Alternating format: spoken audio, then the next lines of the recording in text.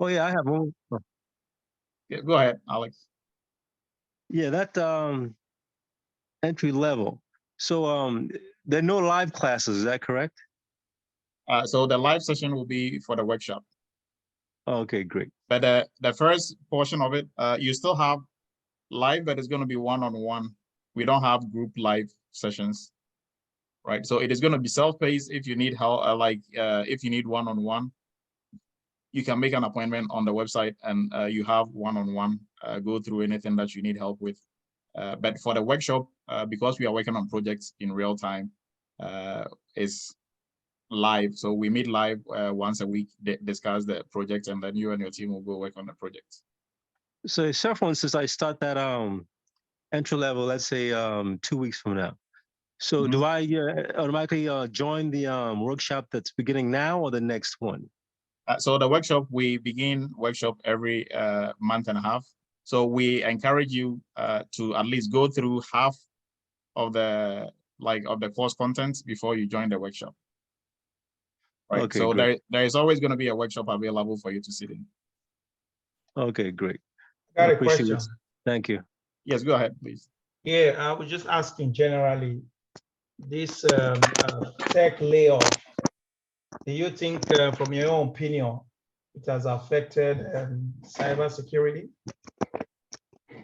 Michael, so you said like tech layoff. Yeah, the layoff has been happening with the big tech company.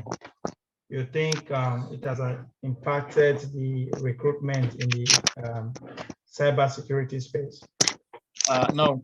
So, when there's a sinking ship and we have to start throwing stuff off board to make it lighter, guess who goes off board first? Non-essential items. So, is security non-essential, or is it an essential part of business now? Most definitely an essential part of business. So if we have to lay off anybody within tech, security will be the last person to go. It's like if you are saying like a company needs money to do some other stuff, but then you are going to fire your like the physical security guys. There are no security guys anymore. There are no like anything that you're investing in terms of like security, you are going to do away with it. I think you don't want to do that, because everything hinges on security. If your systems and your data are not secured, you don't have any business, right? So other aspects of tech might experience the effect of it, but security, you can't really mess with security, frankly. Thank you, Doctor. Yes, welcome. All right, everyone, I think we are about that time. Let's start rolling out on YouTube, and then we will begin here shortly.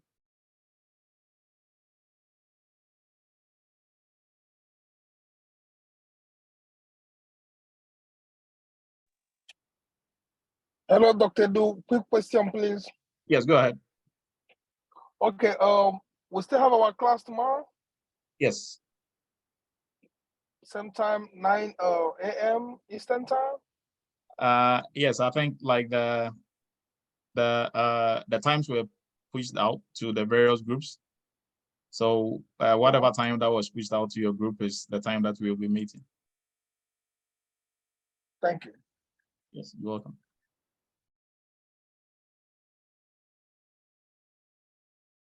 Oh, Dr. I had one more question. I'm sorry. Go ahead. Yeah, once you pay for that entry level, how long do you have access to that information? 12 months from the day you finish. Gotcha. Thank you so much. Yes. So if you finish, let's say in the next 4 months, 12 months from the 4 months. Hello. All right. Yes, go ahead. Question. Yes, I'm calling you from Africa, DRC, Democratic Republic of Congo. Oh, okay. Might be night there probably. Excuse me? Yeah, it's probably like midnight or something over there.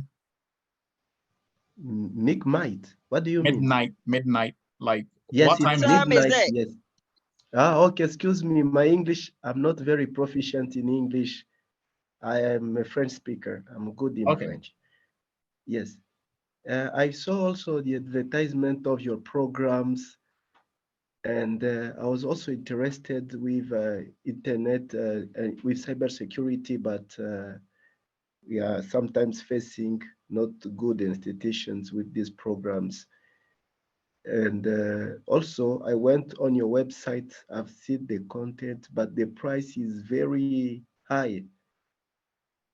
And I was just, when I saw this opportunity for scholarships, then I wanted to know if I can like have access, because the education system here at university in my country is $300 per year.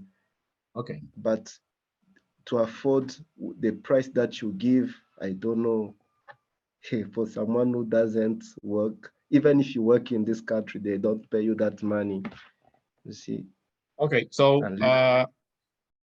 the scholarships that we're going to be awarding today is, we're not going to pinpoint anybody, is at random, right? And we have a criteria for picking who is going to win. So if you are lucky and you're one of them, then so be it.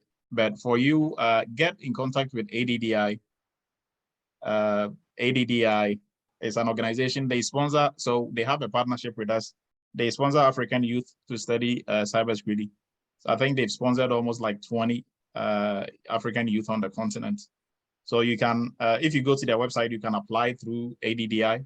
And if you get approved, they can, you know, sponsor you for you to come and take the course.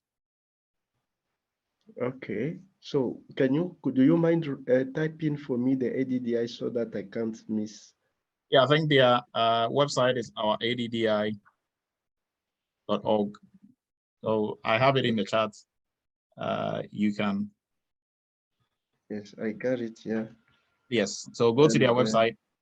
You see cybersecurity training. You can apply through them, and if you get approved, and if you are lucky and they select you to be one of their students they are sponsoring, then yes, you can participate in it. But for the cybersecurity insurance programs you are providing, do you have is there a fit for me? What, like cybersecurity insurance program?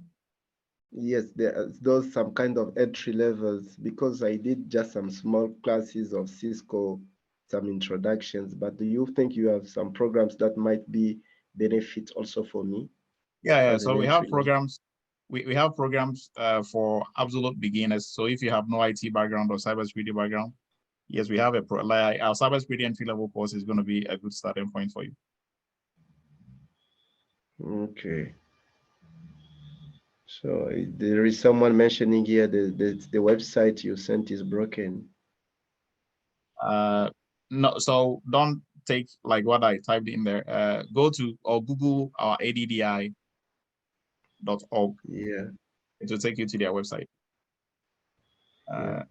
Josh, go ahead, and then we will continue. We will start here shortly. Oh, I was going to say the same thing, that the link didn't work. So you just answered my question. Thank you. Okay. All right. So I think it's time for us to begin. So welcome, everyone. This is Eretmis Cyber Chat. We do this every Friday, 7 p.m. Eastern.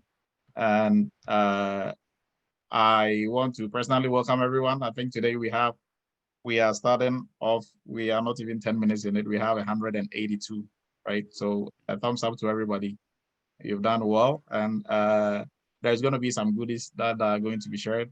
So that is maybe probably the numbers. Mostly we are around 130, 140, 50. But we have a good number today, so which is good. All right, so I appreciate everybody's time. Today's topic is going to be cybersecurity insurance. So we are going to look at, cybersecurity insurance, why we need it and where it fits in cybersecurity. And then once we've gone through that, we will choose our lucky winners for tonight. And then also we are going to announce we're going to have an Easter sale. So it's going to be a 30% off like we did, I think, during Christmas. So you can also take advantage of that as well. Now, if you have any questions before we move on, please put it in the chat. Once we've gone through everything, we will look at the charts and we will address every question. And then also we are going to open the floor for you to ask your questions once we've gone through the whole presentation. So I appreciate everybody's time. We are starting time now.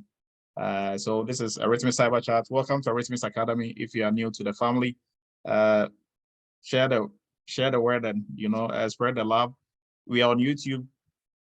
Everything that we do for Cyber Chat, we post it on YouTube, right? It has a really, we have really good content for whether you are in the industry already or you are trying to get into the industry. It's a good place to start.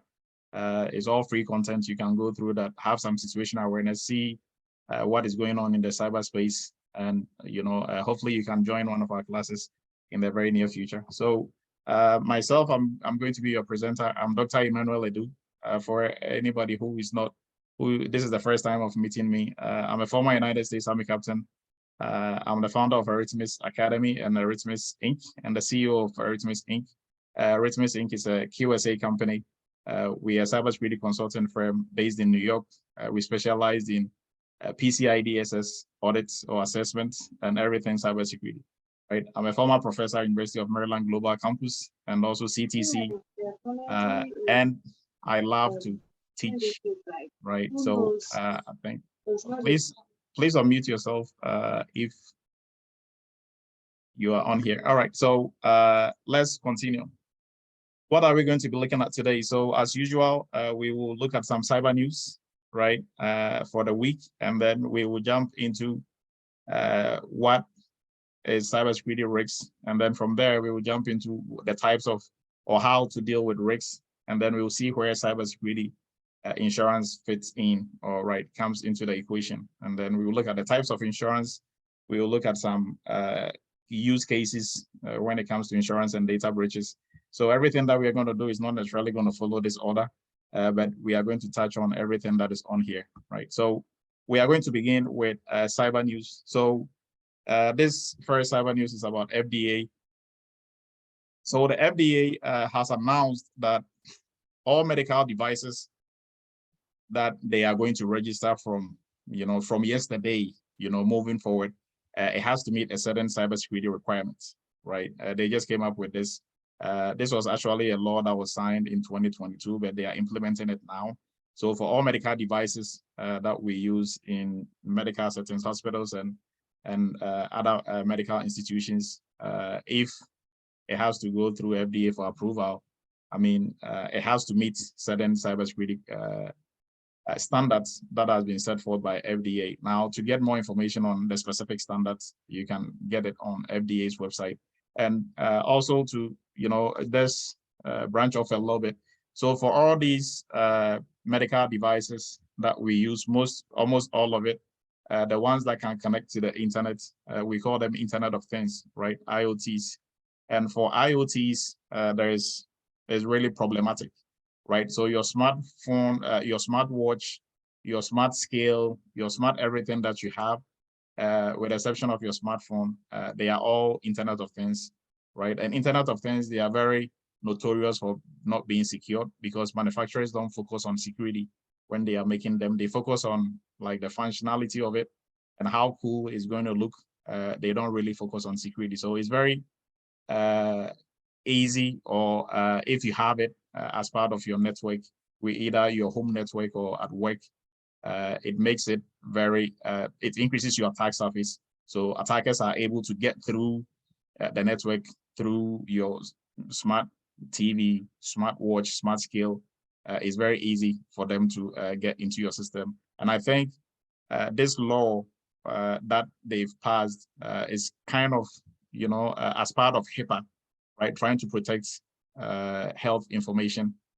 If you have, medical devices and systems that are connected to the network and are not secure, then attackers will be able to use that as a path to get onto your network. So I think it is a step in the right direction. You can read more about it and get, a little bit more info on this if you go to FDA's website or you just Google, FDA's new regulation on cybersecurity.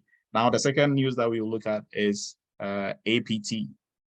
So I think we talked about APTs, I think a type of APT about 2 weeks ago.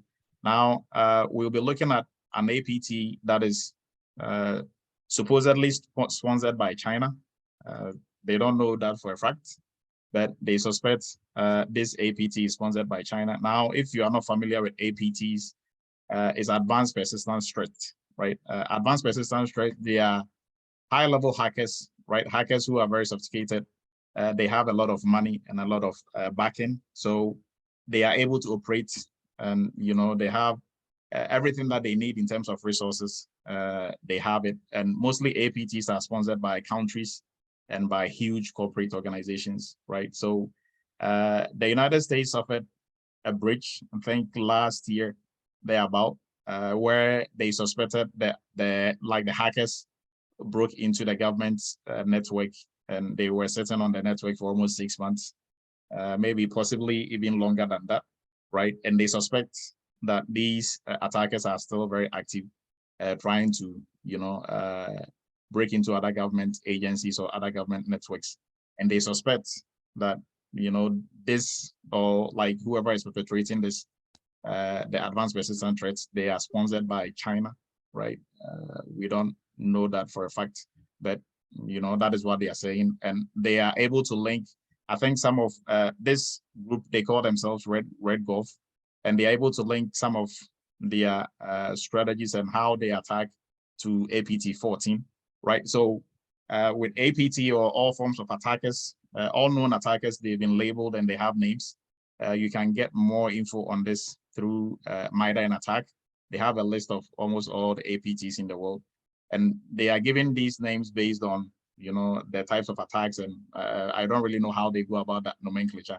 And some of these APTs, they also let you know this is their name, right? So that is also in the cyber news.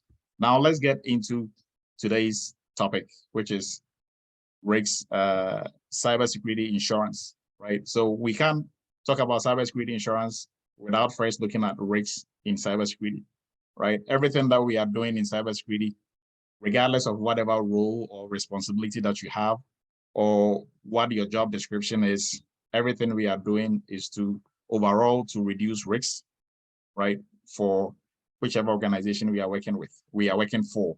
So whether it be the government side or the corporate side, the main or like the end all be all in cybersecurity is to mitigate or reduce risks to a negligible level, or to the level that the organization can accept, right? So we call that risk appetite, to the level that organization can say, okay, I think we can, go with this level of risk.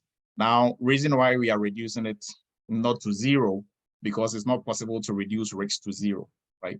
No, you can never reduce cyber risks to zero. There's nothing like zero risks in cybersecurity. There's always going to be some risks, but how low can we reduce the risks? That way the organization is more comfortable with it. And if the risk is supposed to materialize, it is not really going to cause a grave impact on the organization. So that is the goal for everything that we do in cybersecurity, is to reduce risks, right? Now,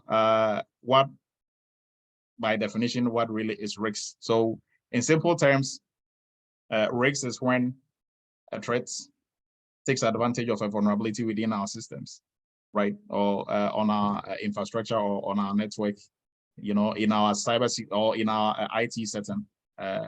If a threat takes advantage of a vulnerability or exploits a vulnerability, then there is risks. So in simple terms, when risks do materialize, it affects confidentiality, integrity, and availability, right? Now, we're not going to get too technical into all those areas, but risks, cyber risks will cause harm in one shape or form to the organization, right? And mostly when this occurs, it can be, so the risks that is going to materialize, it can be a data breach, right? It can be an attacker, who is trying to hack into your systems. It can be, natural disaster, right? It can be flood, it can be anything. Insider, somebody who works within the organization who is disgruntled, can decide to also, cause problems or cause like havoc within the organization, or, in terms of perpetrating some cyber attack, right? So everything that I talked about, will constitute what we will term as cyber risks, right? But the technical aspect of it is if, threats exploits a vulnerability within your your infrastructure, and either confidentiality, integrity, availability is compromised, or all three are compromised, right? So that is risks. Now we will look at how to deal with risks, and where insurance companies or like risks, cyber insurance will come into the equation, right? So what are some of the consequences of risks? We just talked about the damage that an organization can suffer from risks if risk is to materialize.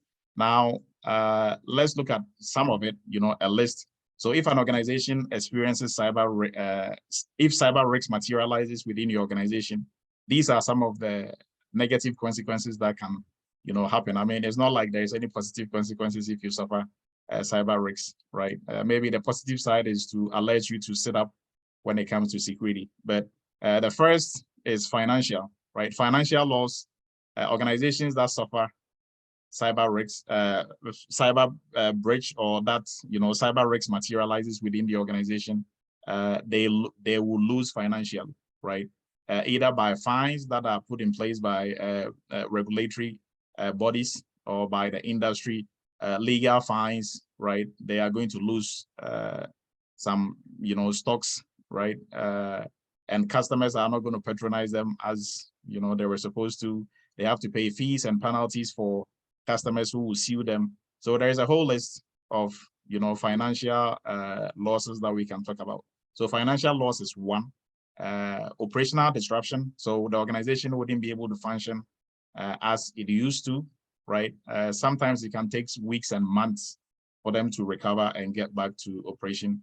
We are all aware of some of the popular breaches, data breaches, which constitute cyber risks last year, right? So the Colonial Pipeline, Garmin, the whole list of them, when they experience their data breach or when they experience their ransomware attack, sometimes like it took, I think for Garmin, it took them almost like 2 weeks to be able to, sort it out and pay the ransom and to be able to get back to business, right?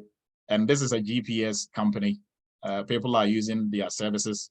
And if you're using their phone, watch, or anything, you wouldn't be able to use it because they were offline, right?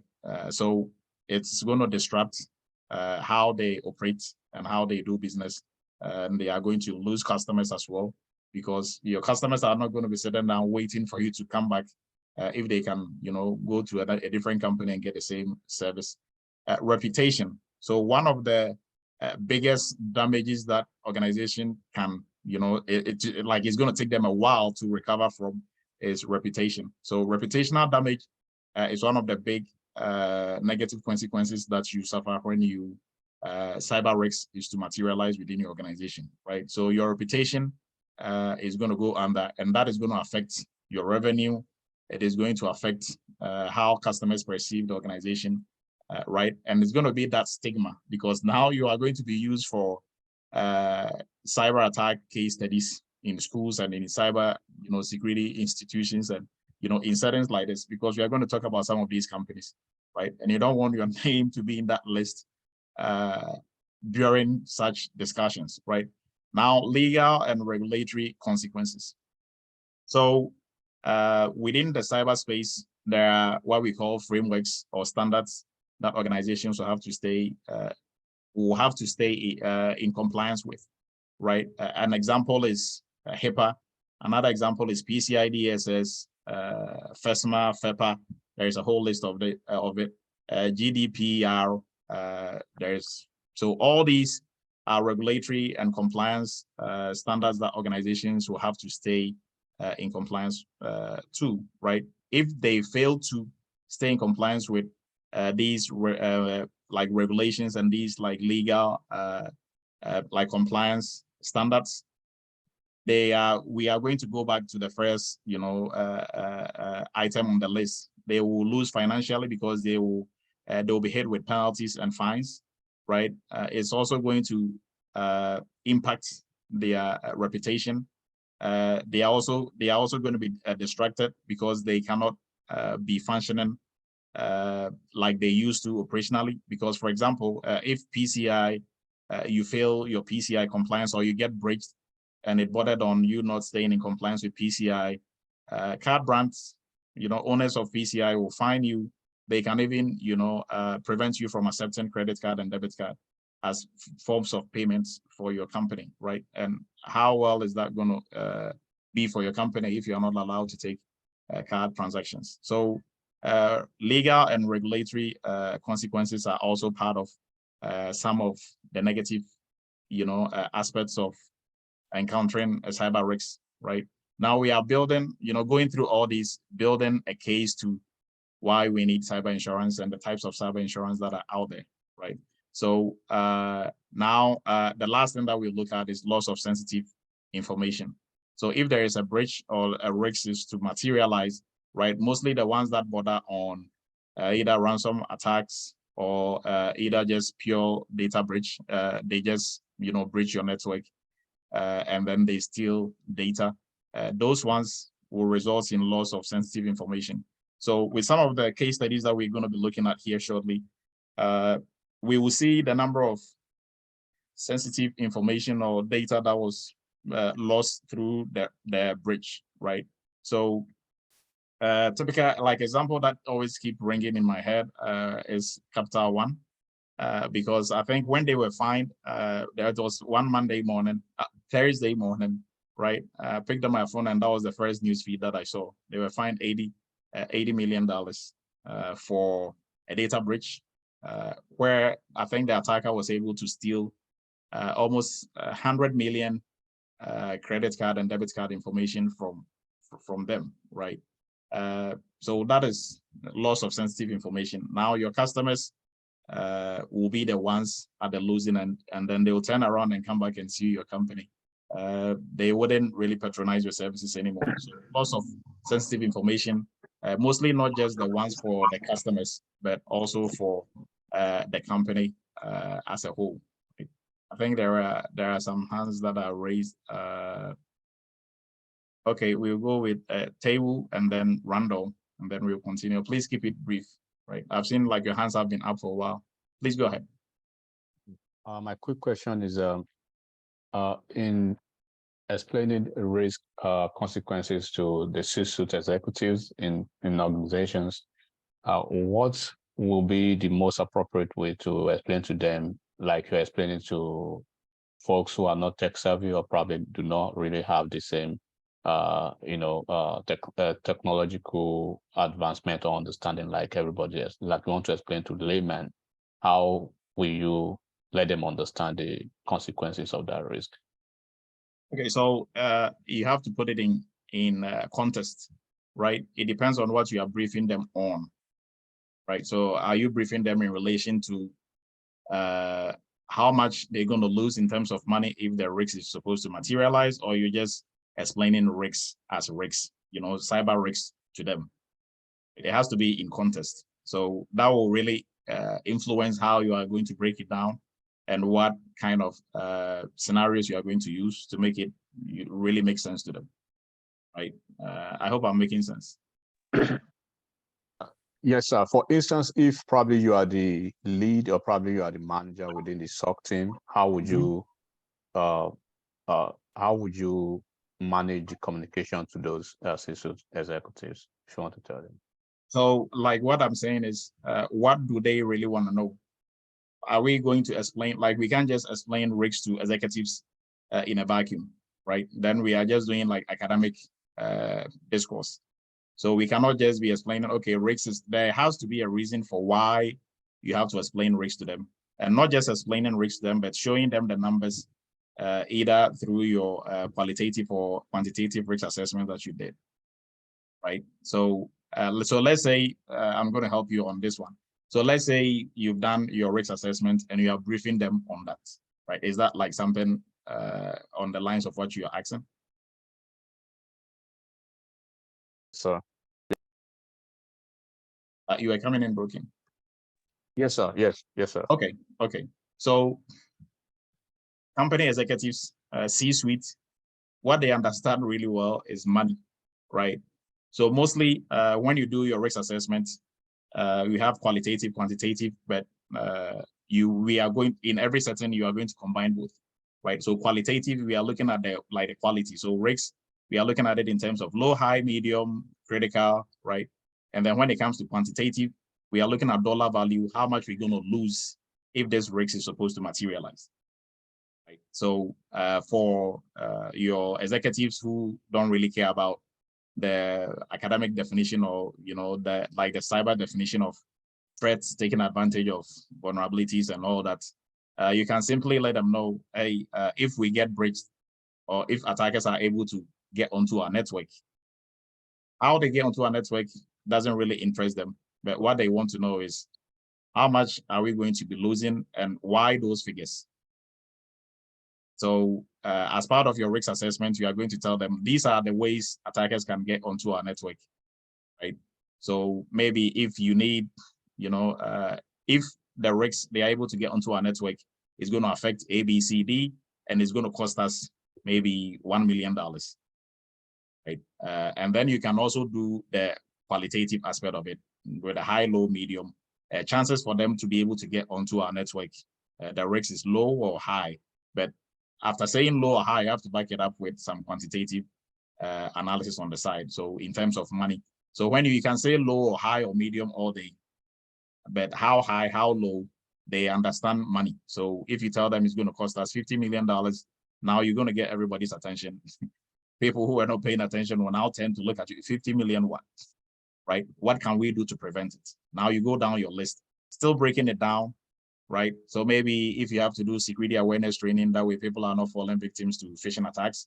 So we have to do training, teach people how these attacks happen, and why they shouldn't click on emails, unsolicited emails and stuff.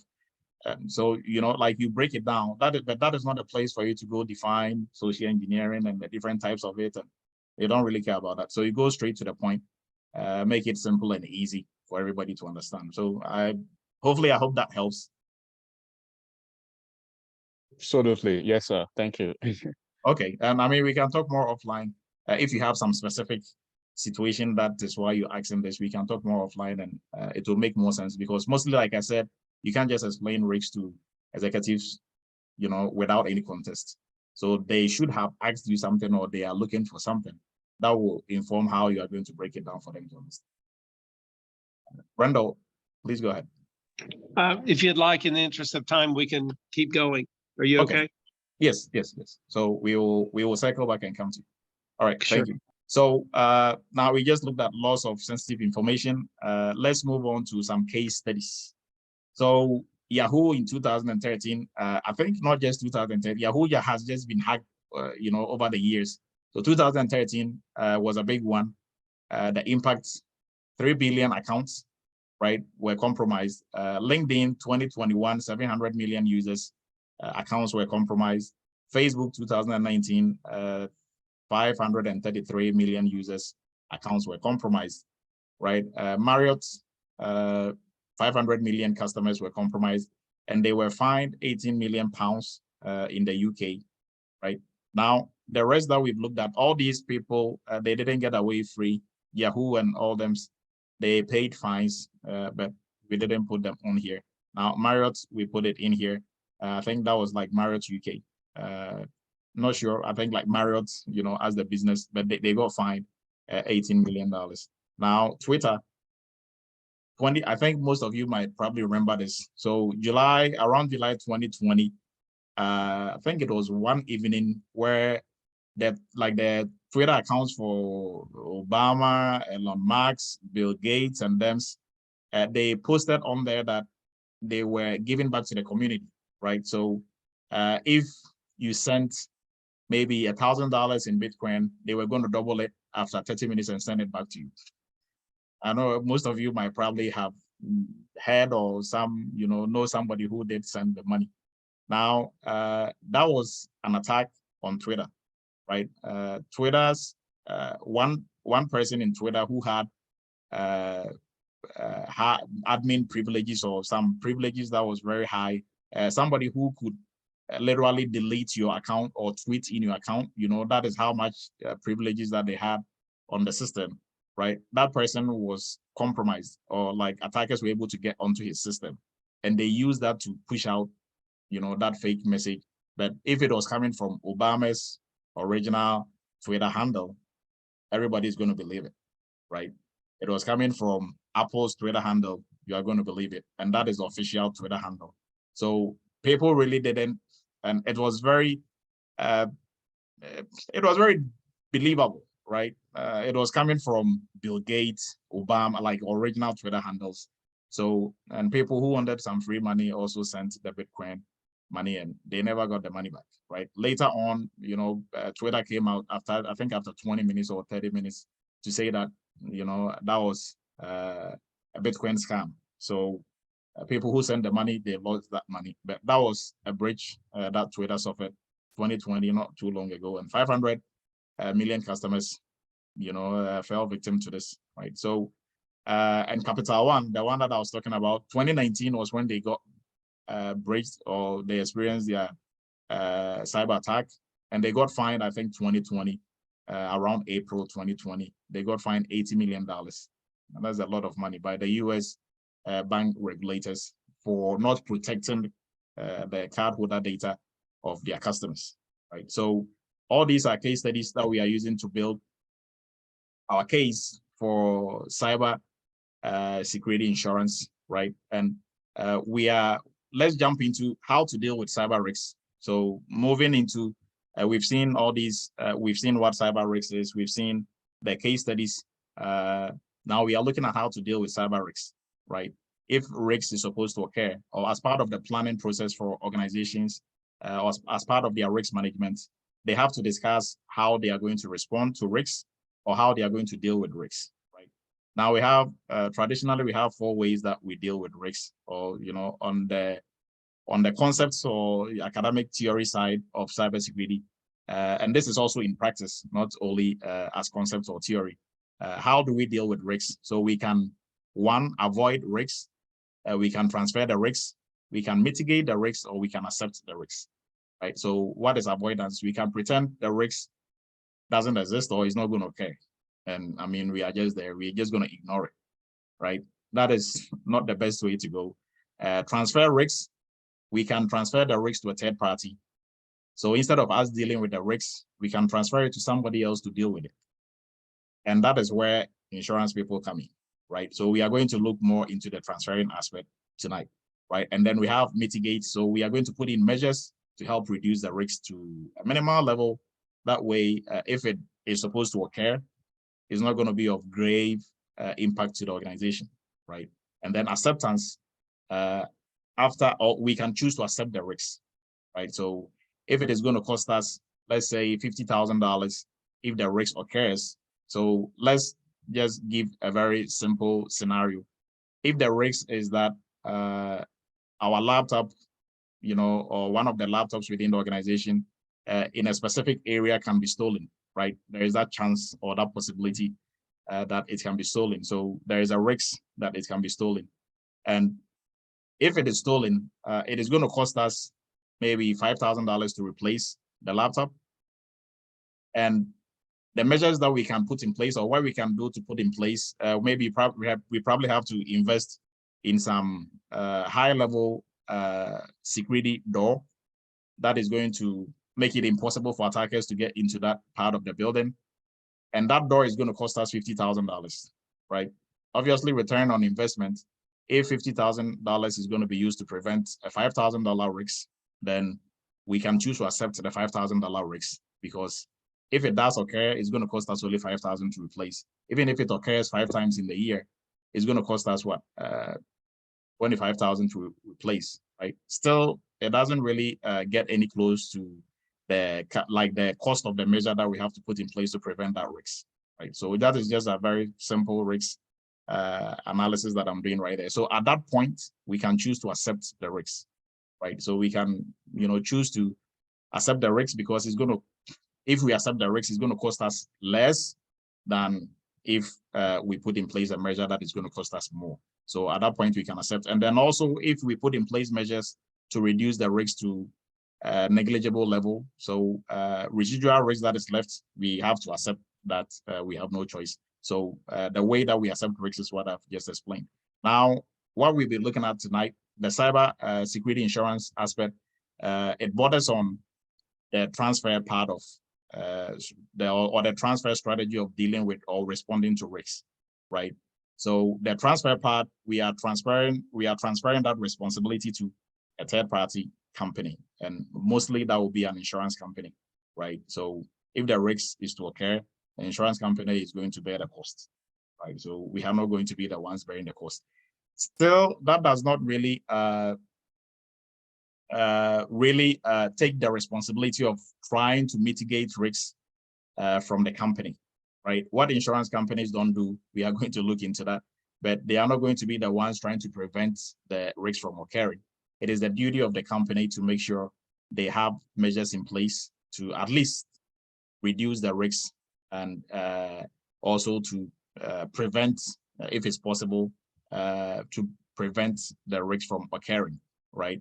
Now, because although the insurance part of it is good, insurance is not going to, what they are going to help you is with the financial loss aspect of the whole equation, right? They are not going to be the ones who are going to be helping you with restoring back your lost goodwill or your name, right? So reputational damage is not going to be them. So you have a lot to lose, even though when you transfer your risks, you are still going to save some money on the backside, but it behooves you as a company to make sure you have strategies in place or countermeasures in place to prevent risks. So now, with that said, we will move into cyber insurance. So cybersecurity insurance or information security insurance, what is it? We will look at the types of it that are out there. Mostly when we talk about cyber insurance, it is companies who invest in these. On the individual level, I think maybe you could, depending on what you have going on, right? But mostly this is purely for companies. Now, cyber insurance has, came up not too long ago. It wasn't a thing 15 years ago, even 10 years ago. Like, it came up not too long ago, right? So even with the insurance companies, they are still, trying to figure it out. So, but at least at this point, they are in a good place. And as the cyberspace is changing, they are also changing some of the items that they have on their insurance. So cyber insurance, also known as cyber liability or cyber risk insurance, is a type of insurance designed to help prevent organizations or to help organizations with the financial aspect if a cyber attack is supposed to occur, right? So from theft, from your system being breached or hacked, from ransomware attack, from insider threats, even from like natural disasters that we're also going to call cyber incidents, they will help you with that, right? So let's look at who needs cyber insurance. So I just talked about that. Any company or businesses, all businesses of all size and forms and shape, whether small, medium, large, they need some form of cyber insurance, right? Because cyber attacks or like the risk, cyber risk is not peculiar to any special company or any specific industry. In today's day and age, everybody is susceptible to cyber attacks in terms of companies, right? But there are some industries or companies specifically based on what you are dealing with as a company will really require you to have cyber insurance, with no ifs or buts. So an example, businesses that store important data online. So if you are storing any form of data online, you need cyber insurance. So whether in AWS, on your own cloud, whether you are storing it in Azure or any of these cloud service providers, you need insurance, right? Businesses with large customer base, you need insurance, because if you're a business and you have a large customer base, chances that you are accepting credit card and debit card from these customers are high. Even if you are not, you are saving, at least you have their data, some form of PII from your customers. So you need cyber insurance. The next one is companies with high revenue or valuable data assets, right? So high revenue, valuable data assets, you need cyber insurance.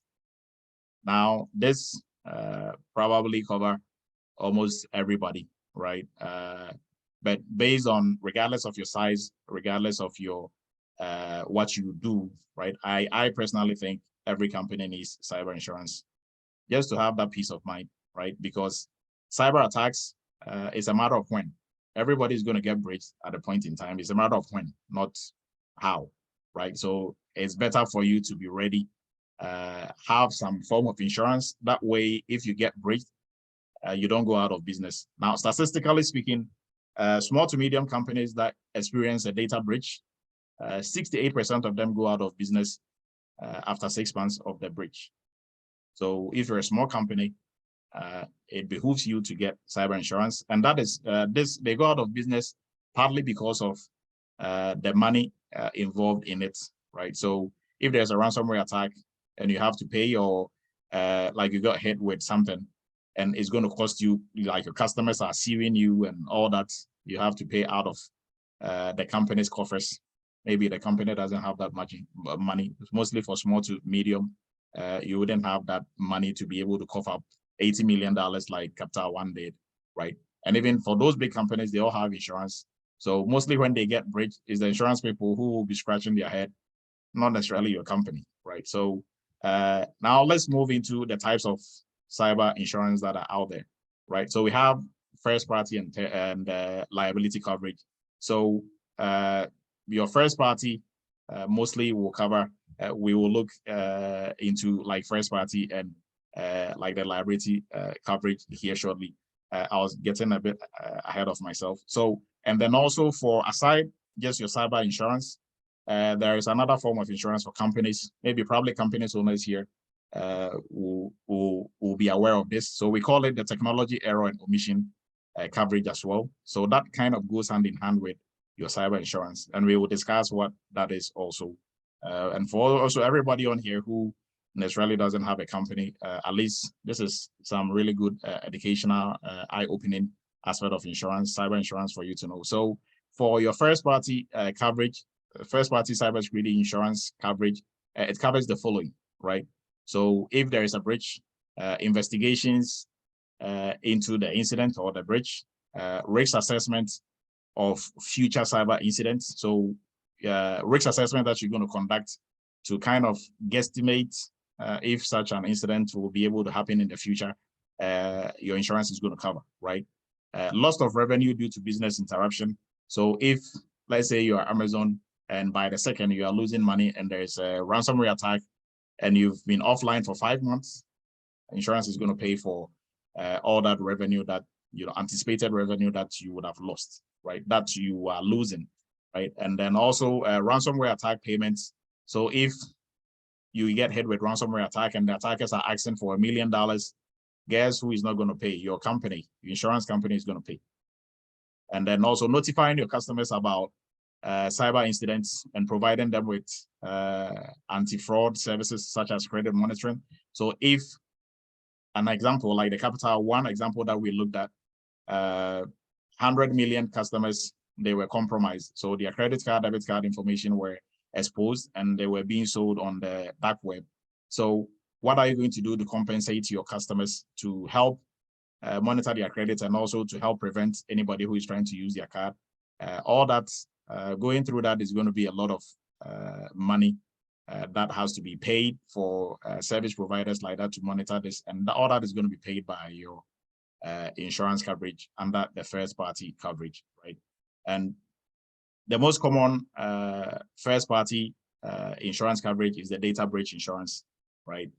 So let's move on into the third party or the liability coverage. So with that, it also covers anything in terms of a third party who is suing your company for damages as a result of cyber incidents, right? So with a third party, let's say you are a customer or I'm a business working with your business, right? And you get breached, and through your breach, I also get breached or I lose something, or in terms of money, in terms of business, I can sue you. And when I sue you, guess what is going to cover this? Is your third party or your cyber liability coverage, right? Not the first party, right? So some of the things that are covered under the third party is your attorney fee and court fees, right? For legal proceedings, and then also settlements, whether in court or out of court, and regulatory fines, like the one Capital One had to pay for non-compliance, and for any other non-compliance regulatory fines that borders on the incident, the third party is also going to take care of that, right? So now we've seen the third party and first party. Let's look at. Okay, please mute yourself. So now let's move into what I mentioned shortly, the technology error and omissions aspect of insurance, right? So this is not necessarily cybersecurity insurance, but is technology error and omission insurance. And this is for companies, mostly for companies within the technology side of the house. So if you're a software company, if you're a company that is providing any form of, IT services, you need this insurance, right? And this insurance, like the cyber and this one, mostly is an added on, to your general business insurance, right? So for the technology and omission, this is how it works. So if you are a software, let's say Zoom, right? Zoom is a software company. If my system get breached through maybe a bug in Zoom's software, and that was how I got breached, I can sue Zoom because it's through them that I got breached, right? So any software application that I'm using, if I get breached through that application, not because maybe I didn't set up my identity and access management part of the application well, but it's through maybe some loophole in their coding, I can sue them, right? And when I sue them, guess what is going to cover the cost for that company? It's going to be their technology error and omission, right? It is not going to be their cyber insurance that is going to cover, or their third party. It is going to be this. Now, their third party can cover some of it, but mostly if it borders on your inaction or your error or omission in the software that you built or whatever services you are providing, then is this type of insurance that is going to cover it, right? So hopefully that kind of we have established like the difference between what this is going to cover and then what your cyber insurance is going to cover. So now let's look into what cyber insurance is not going to cover. So we looked at everything that is going to cover, right? What cyber insurance is not going to cover is the following. So cyber insurance is not going to pay for property damage. It's not going to pay for intellectual property. So let's say there was a breach, and through that breach, attackers were able to steal your intellectual property. Cyber insurance is not going to pay for it, right? So crimes or self-inflicted cyber incidents, they are not going to pay for it. And then also cost of proactive prevention measures or preventive measures, such as awareness training for your company or software or system that you're going to put in place to help prevent incidents or to help prevent cyber attacks. They are not going to pay for that. So we've seen everything that they're going to pay for. This is what they are not going to pay for. So now, how do you get cyber insurance? Most insurance companies today are providing cyber insurance, right? Mostly for your company, you just have to shop around, see pricing and which one is going to work for you, right? Now with this knowledge, for anybody who is a business owner or setting up a business, at least you have to go for some cyber insurance and then also technology omission and error insurance in addition to your general security insurance, right? So where to get the insurance? Almost all insurance companies provide cyber insurance now. They have dedicated teams for handling cyber insurance, and mostly it's going to be your normal insurance brokers who are also going to help you with the cyber insurance side of the house, right? And to get a better deal, like I said, you shop around. So this is all that we're going to discuss about cyber insurance. Maybe later on we will bring other aspects of this to the discussion, and we are going to move into some of housekeeping stuff, and then we will open the floor for everybody to give or ask their questions, and then we will do the selection for those who are going to win. We have four that we are giving out. So 2 from PCI and then 2 for entry-level courses that we are giving out tonight. So for Easter, starting not Monday, I think starting Monday, but we are going to push out that information. We are, for anybody who is interested in enrolling in any of the courses, we are offering a 30% off like we did during, I think, Christmas, right? And mostly for 30% off or with these deals is going to be a one-time payment, right? So it doesn't affect installment payments. It's going to be a one-time payment. And for our next PCI class, it is starting on the 18th. 18th of April is going to be our next PCI class. So for anybody who is looking to specialize in cybersecurity, in arguably the most lucrative part of cybersecurity and the less known about area or niche in cybersecurity, then you can join this class. There are some PCI students on here.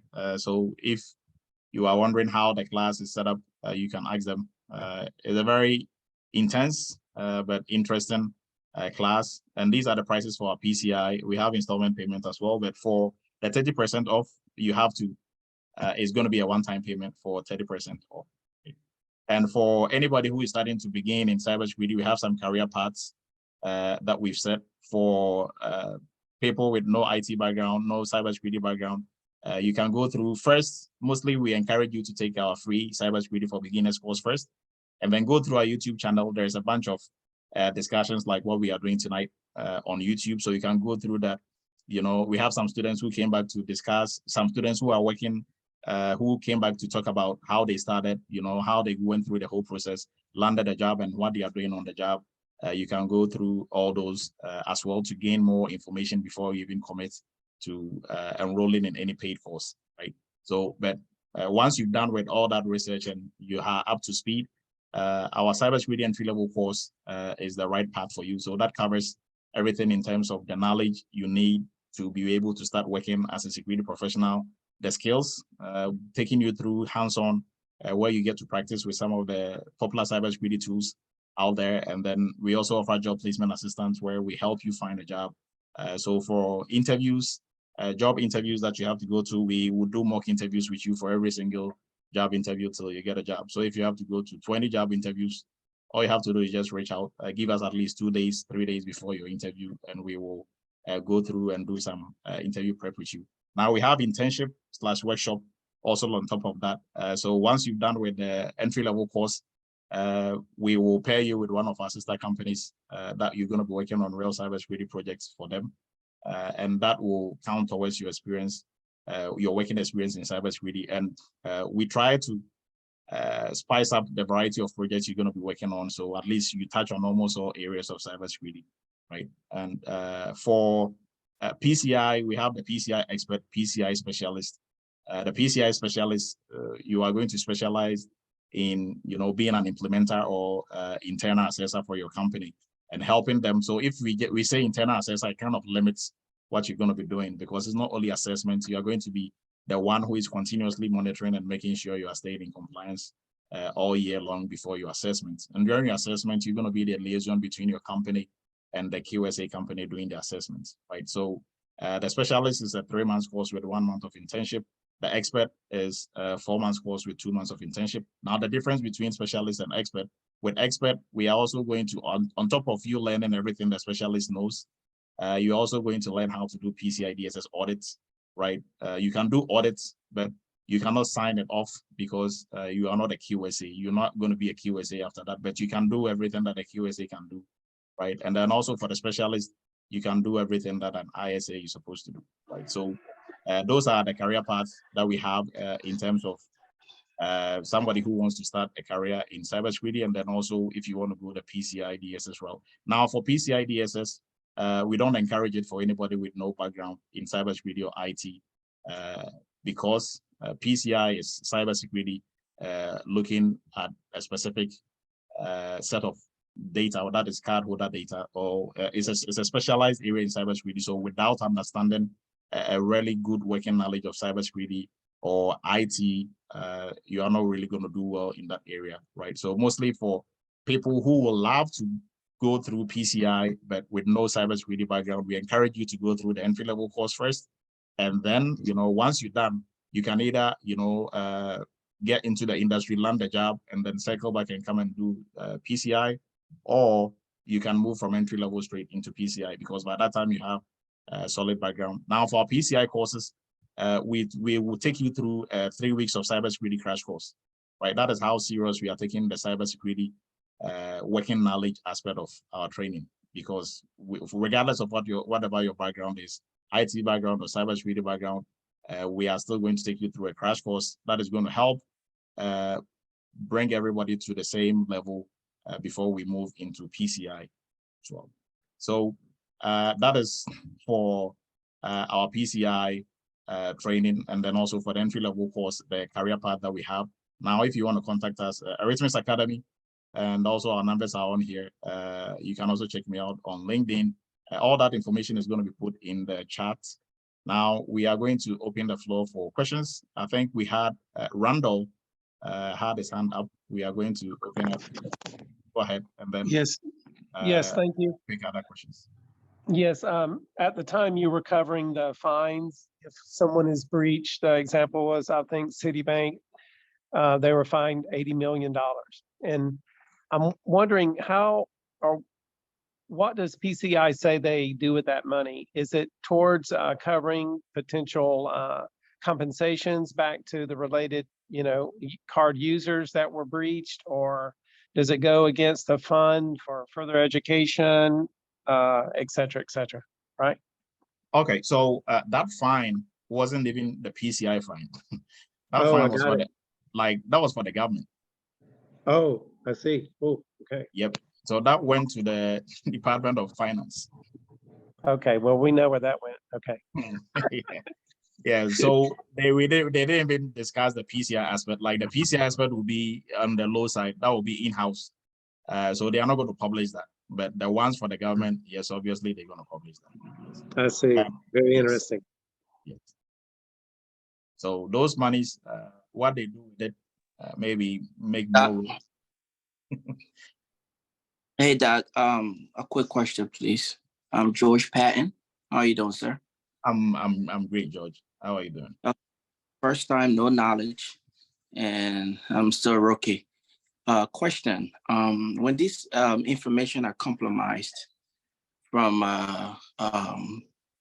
customers from banks, and they settle or fix whatever security breach, the question is, this information have already been out there. You're not going to change your social security. You're not going to change your data. So how do they prevent that when the hackers already have this personal information? Thank you, sir. Okay, so like that was what I was talking about. Mostly after that, the companies will have to hire companies that help monitor your credit, right? So companies that help monitor credit, if they have your social security and everything, they track, so they make sure there are no malicious activities going on your or on your credit, right? So maybe probably somebody is trying to buy a new car in Ohio and you live in Maine, right? They are going to block that, right? So they kind of keep an eye on. But for those services, they are not free, and the companies that allow themselves to get breached and in so doing your data was compromised, they are the ones who are going to be paying for that. And like we saw on there is the company's insurance. If they have insurance, the insurance is going to pay for it if they have the third party. Yeah, it's a bit problematic, but like once you said, like once the data is out there, it's out there. But mostly, I mean, today with the technology we have, we're able to prevent like most of it, right? So if somebody tries to open an account in your name somewhere, they're able to track and block that before it becomes a big problem, right? Like next, some companies sending you checks. They are sending you an invoice for your car note that you didn't pay for the past 3 months. You're asking them what car, right? Somebody just use that too. And like this does happen. There are people whose credits have been messed up purely because people, had their data through data breaches, and they've been able to use that to purchase a lot of, high-level items, and now they have to pay for it, right? And once those purchases are made, it's very hard to go back and circle back and say you are not the one who really made the purchase. But for companies who allow themselves to get breached, they are the ones who have to pay for the monitoring, and if you have to do anything to clean your credit, it's going to be on them. Table, I'm not sure if it's from the, like, your hand is up, if it's a new question or from the old one. If it's a new question, you can please unmute yourself and ask. Oh no, let me just lower my hand. Okay, Eku, go ahead.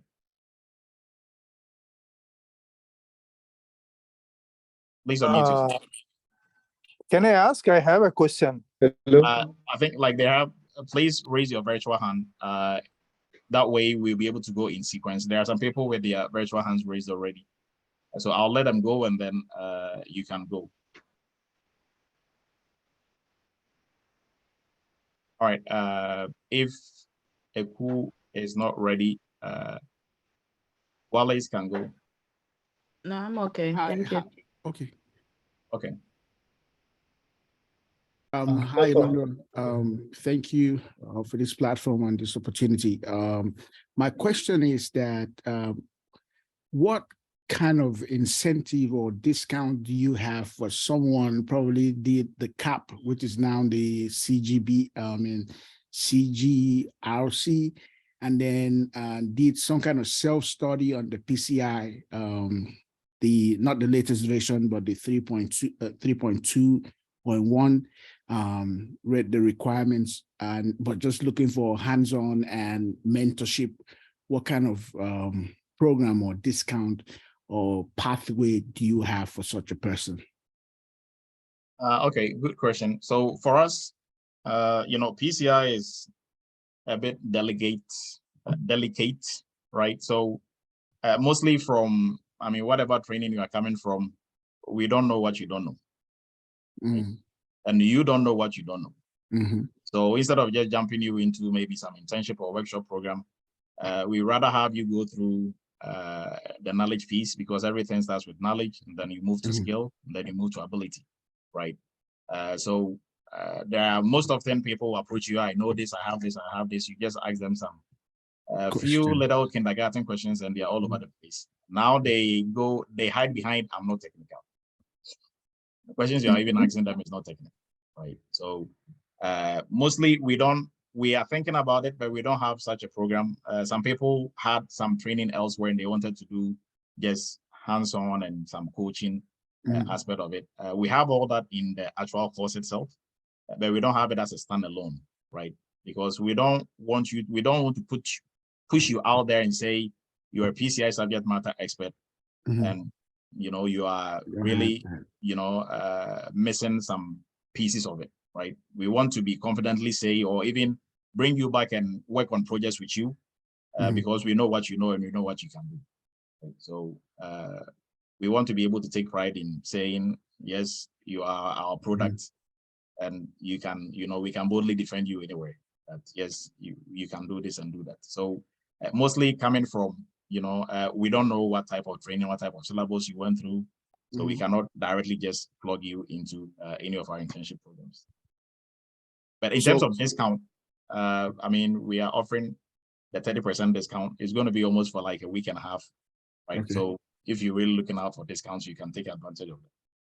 So given your knowledge and your experience in this field, what level of your course would you advise that person to start from? It really depends on what you are. So if you are just looking to break into PCI, start with a specialist. Okay. Right now, some people, they have the aspiration of either setting up their own consulting firm, or moving all the way up to become a QSA one day, right? Then if that is your goal, then you can get into the expert, right? But if you just want to break into the industry, see how it's going, make some money, and then cycle back and come and do expert, that is fine. But mostly to start, we will just advise you to start with the specialist. Thank you. Appreciate that. You're welcome.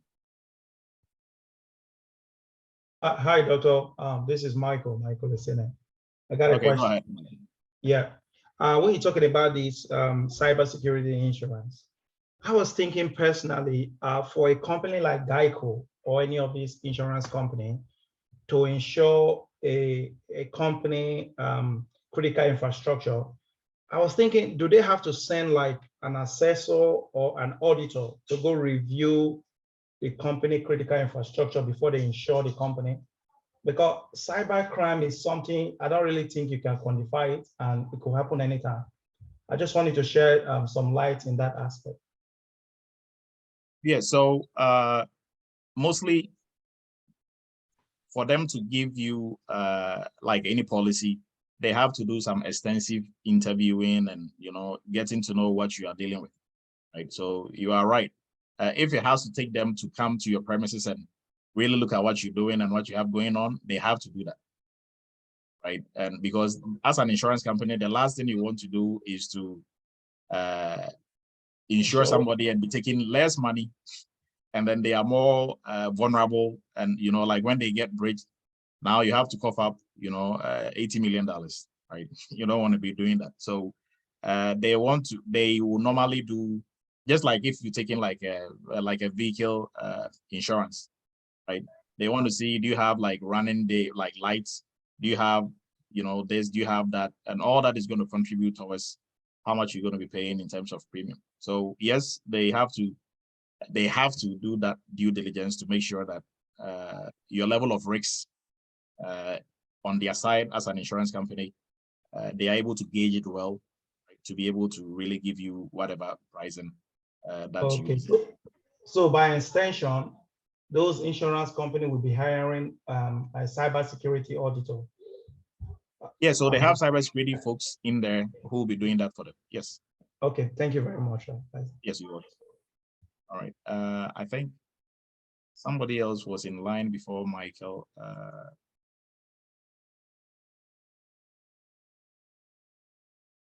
Venkata. I hope I got it. Yeah. I think in the past few weeks, there was a big incident happened in India. Indian government tried to enhance their websites, and they gave the uplift portion. I think the process of changing all the websites to a third party. And finally, what happened? The process happened, and all of a sudden, in 6 or 8 websites, some 7 to 8 people started selling the army data, like who is the army profession, where he's working, what is his designation, and several other government data. So now the army went into another state, caught 7 or 8 people, and the incident happened. And I don't understand. It's the technology level of the cybersecurity is so enhanced, and now in this kind of situation, the data has been stolen or threat. I don't know how it has happened, but that happened at a very huge level. They are investigating.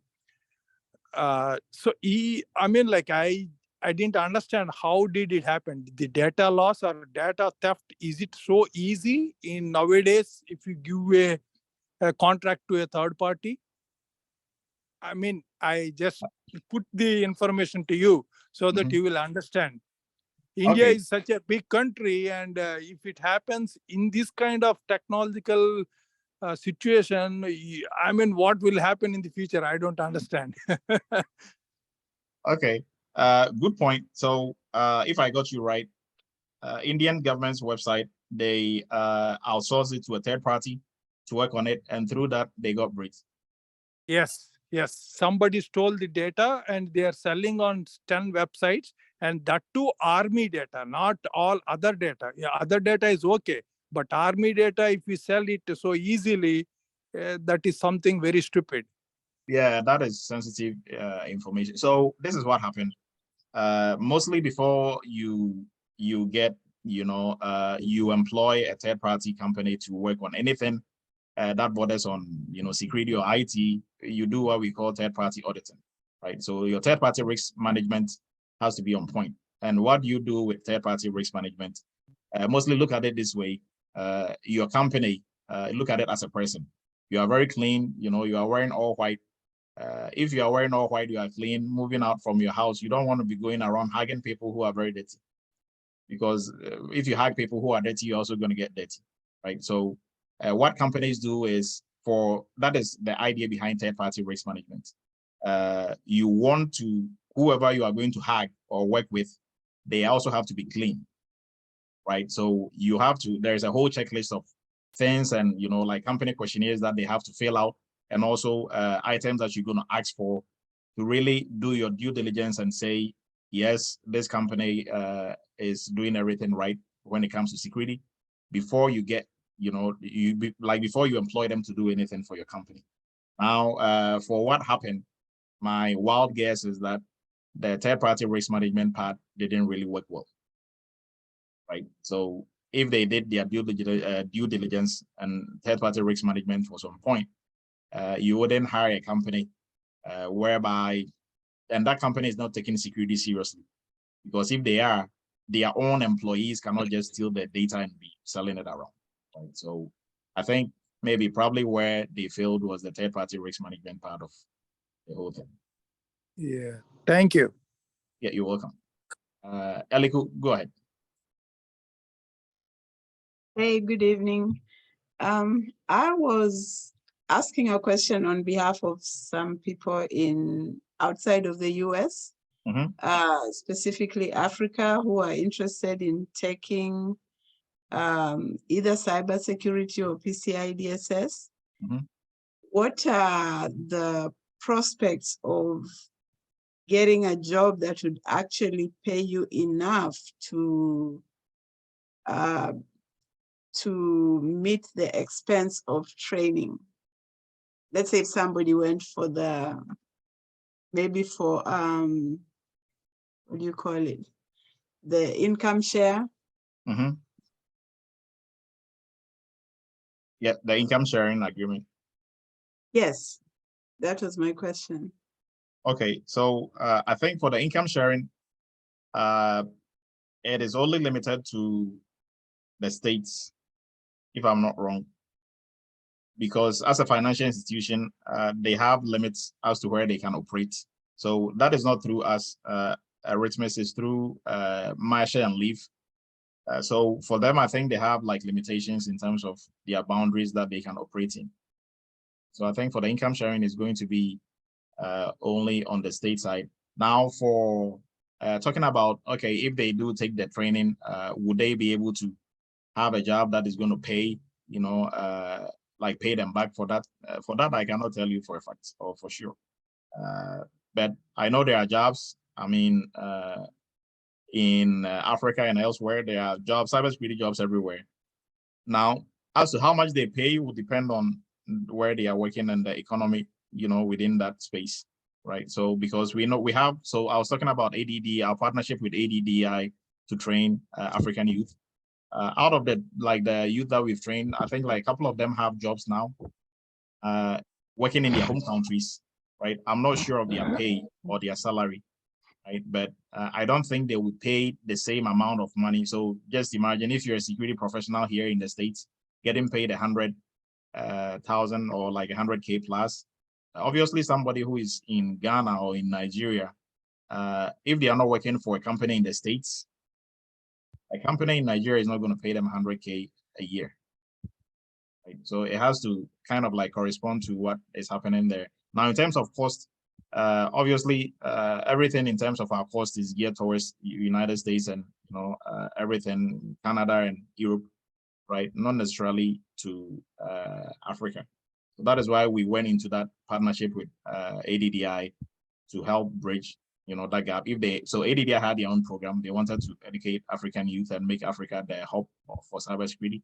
So like that is a different discussion, but we cannot guarantee that if you go through the training in your home country, what you're going to get in terms of job and salary is going to, we cannot promise you on that one, because it depends on the country and how much they pay for salaries.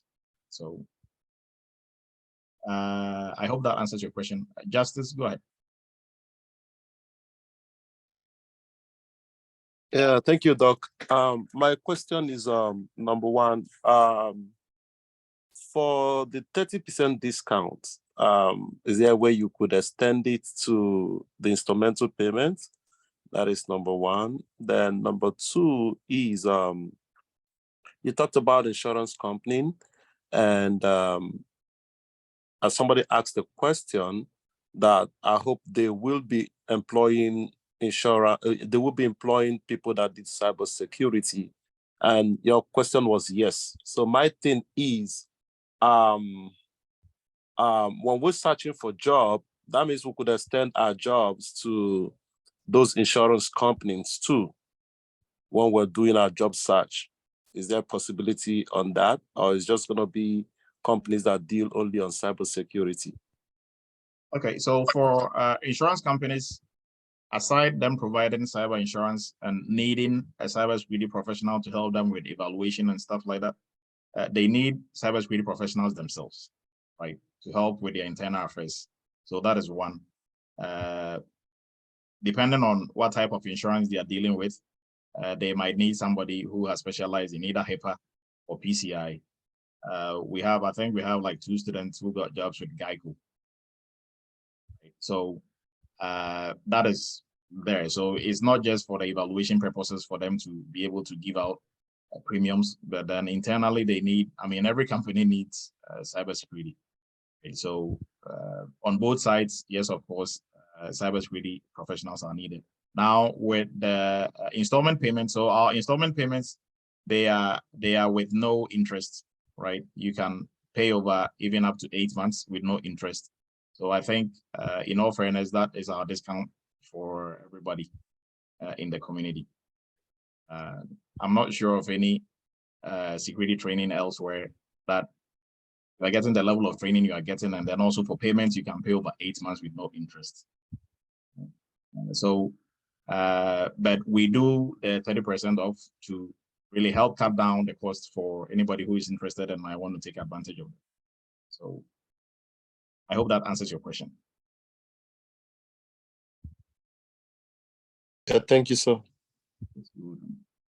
Now, we will take some few questions and go through the chats, and then we will announce lucky winners for tonight. Go ahead. Is it Luthia? Or okay, Lathia. Maybe I'm getting it wrong.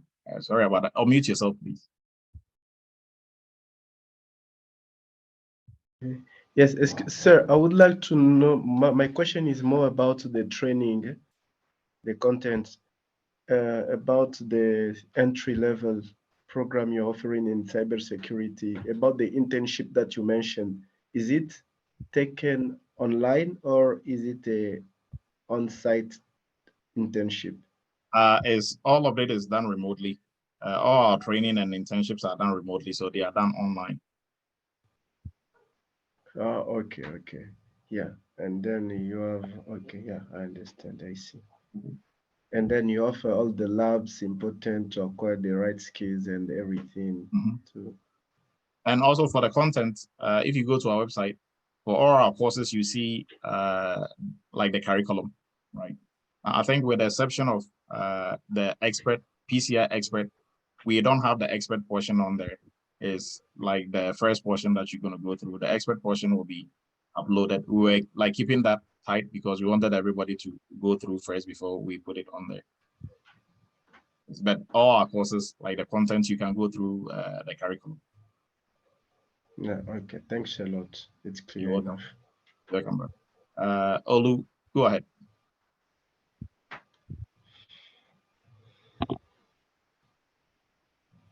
Yeah, good evening. Please, I have like 2 or 3 questions. The first question is basically on, I think last year you had a program where you wanted to pull some couple of people together to be able to work on projects. I think I contacted you then, you said it was a bit late and you'll be starting in January. But since then, I've not really heard anything about the program. Are you asking about the partnership program? Yes, the partnership program. Yeah, we've not started the new one yet. So what I'm not doing well, okay? So I can fix it. Because we've not started it yet. Like once we start, we are going to announce to the whole community, so everybody will know. Okay. 1060. So the second question will be on, I just want to ask you, based on your experience in the industry, also the future of compliance and privacy standards. It looks to me that in the last couple of years, looking at the Microsoft, Capital One, even Cisco getting breached, do you think that we have enough standards and compliance processes that will actually secure us for the next couple of decades? And then the last question will be based on how do you tackle the issue of people who have gap in their work experience, probably because they have to study sometimes, and who are also finding it very, very difficult getting job. So if they go through your program, how do you heal the lacuna in their resume? All right, thank you. Okay, so all that is taken care of in our job placement assistant aspect of the training. So we have that in all the entry level, the PCI training. We have job placement assistant, and we take care of your resume and cover letters, and how to structure it, and transferable skills and all that. Right? So all that is taken care of in there. Now, your second question was, is there enough security professionals in the compliance side, or is there enough frameworks? Or was that what you're asking? If you can. No. I was asking about looking at I'm asking about the future of the compliance and privacy standard, looking at virtually everything that has been going on, the crypto.com breaches, Microsoft, Cisco, who happens to be also a leader in both networking and cybersecurity getting breached. I'm not asking that, do you think that we have enough standard and guidelines to secure us for the next couple of decades? Or there is quite a lot of work to be done by the PCI body, regulatory body itself? Okay, so for standards, I think we have a handful, right?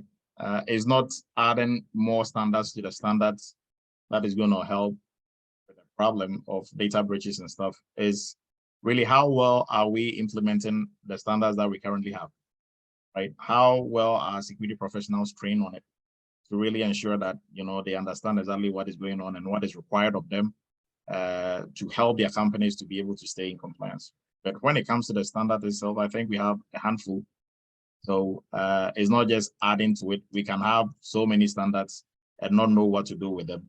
That is not going to prevent attackers from not, trying to breach into our systems. So I think we have a handful, which is good. And the standards, they keep improving upon these standards every year, every other year. So every 2 years and stuff. So for standards, I think we have enough. And I think it's Geoffrey, and then Lim John will go. Geoffrey, please go ahead. Doc, did you mention me? Yes. I know time has been, far spent, so I will reserve my question, but I want to take this opportunity. Thank you so much for the great job you've been doing. I've been following you, but I've never had a chance to actually get into any of your webinars like today. And I want to say that it's my privilege to be here. I don't know how much I've been missing until I got onto the program, but I would like to talk to you personally, and I don't know how to get in touch with you. So contacts will be posted in here shortly, so you'll be able to have access to that. I saw that number, but it's like when I try to call you, I can't get you. So, or you want me to reach out to you by email? So by email, if you call and you don't get hold of me, you can text. Okay. So next time when I call and I don't get you, I will send you a text. Thank you so much. I give you a text. 9 out of 10. I'll get back to you. Okay. Thank you so much. All right. You're welcome. Go ahead. Good evening, Mr. Yes, as always, I'm John, one of your students from entry-level course. I recently also text some questions through the WhatsApp. Thanks for your answer from there. So my question is about security insurance. We're learning today. Does it also refers to cell phone companies, to individuals like you and me, from cell phone company to customers? Like, the reason I'm asking is recently, that's what's happened in my neighborhood. One of my neighbors was using T-Mobile, and someone using his identity, someone bought a whole cell phone using his identity. And now he's still, T-Mobile says, you know, they cannot do nothing because everything is done smart way. And then he says he didn't buy it. In that case, can we go to cell phone company, to T-Mobile or Verizon? It might be happen to anyone, it might be happen with me and with you. So can we ask him security insurance covering those kind of situations? How is it gonna work? Is it also for individuals, or for how is, I hope you understand my question, sorry. Okay, so you're asking if individuals can take cyber insurance, and then also yes. Okay. From cell phone companies. Okay, so cell phone companies, they all have cyber insurance. They all have cyber insurance, right? So if there is a breach and their customers want to take them on, that is how they will be able to maybe get a jail-free, card. So it is not only going to be their money that is going to be used to pay all these, monies that they have to come up with. But for the example you gave, I'm not sure if your neighbor's data was breached, or how whoever used it was able to get their hands on it. But if they use it to purchase something from T-Mobile or from any other quarters, and they met all the requirements that they are looking for to be able to proceed with the payment, with the purchase, then I don't think T-Mobile will give. So let's say, for example, somebody took my debit card, or they had my name, date of birth, like all the information that I need to make purchase a phone, and they were successful and they purchased the phone. I don't think I can go back to T-Mobile and say I wasn't. I mean, you can report it to the police, and then you do some investigations on it and try to track whoever the malicious actor is. But that on individual basis, there is what you can do is what I just said. Go through the right channel, report to the police, report to all agencies that you have to report to, and they can look into it for you. But if it's not like a data breach that borders on T-Mobile and that affects customers, when it comes to insurance, for individual cyber insurance, I'm yet to see some of it. Maybe it's possible, depending on maybe what you deal with on daily basis, right? But that will still have some company twist to it, right? But for individual, dealing with T-Mobile and companies like that, because somebody used your information to purchase something, it's kind of a bit tricky. You just have to go through and go through all these hoops and just report it like you report any normal crime. Because cybercrime, there are departments in the police departments that deals with cybercrime.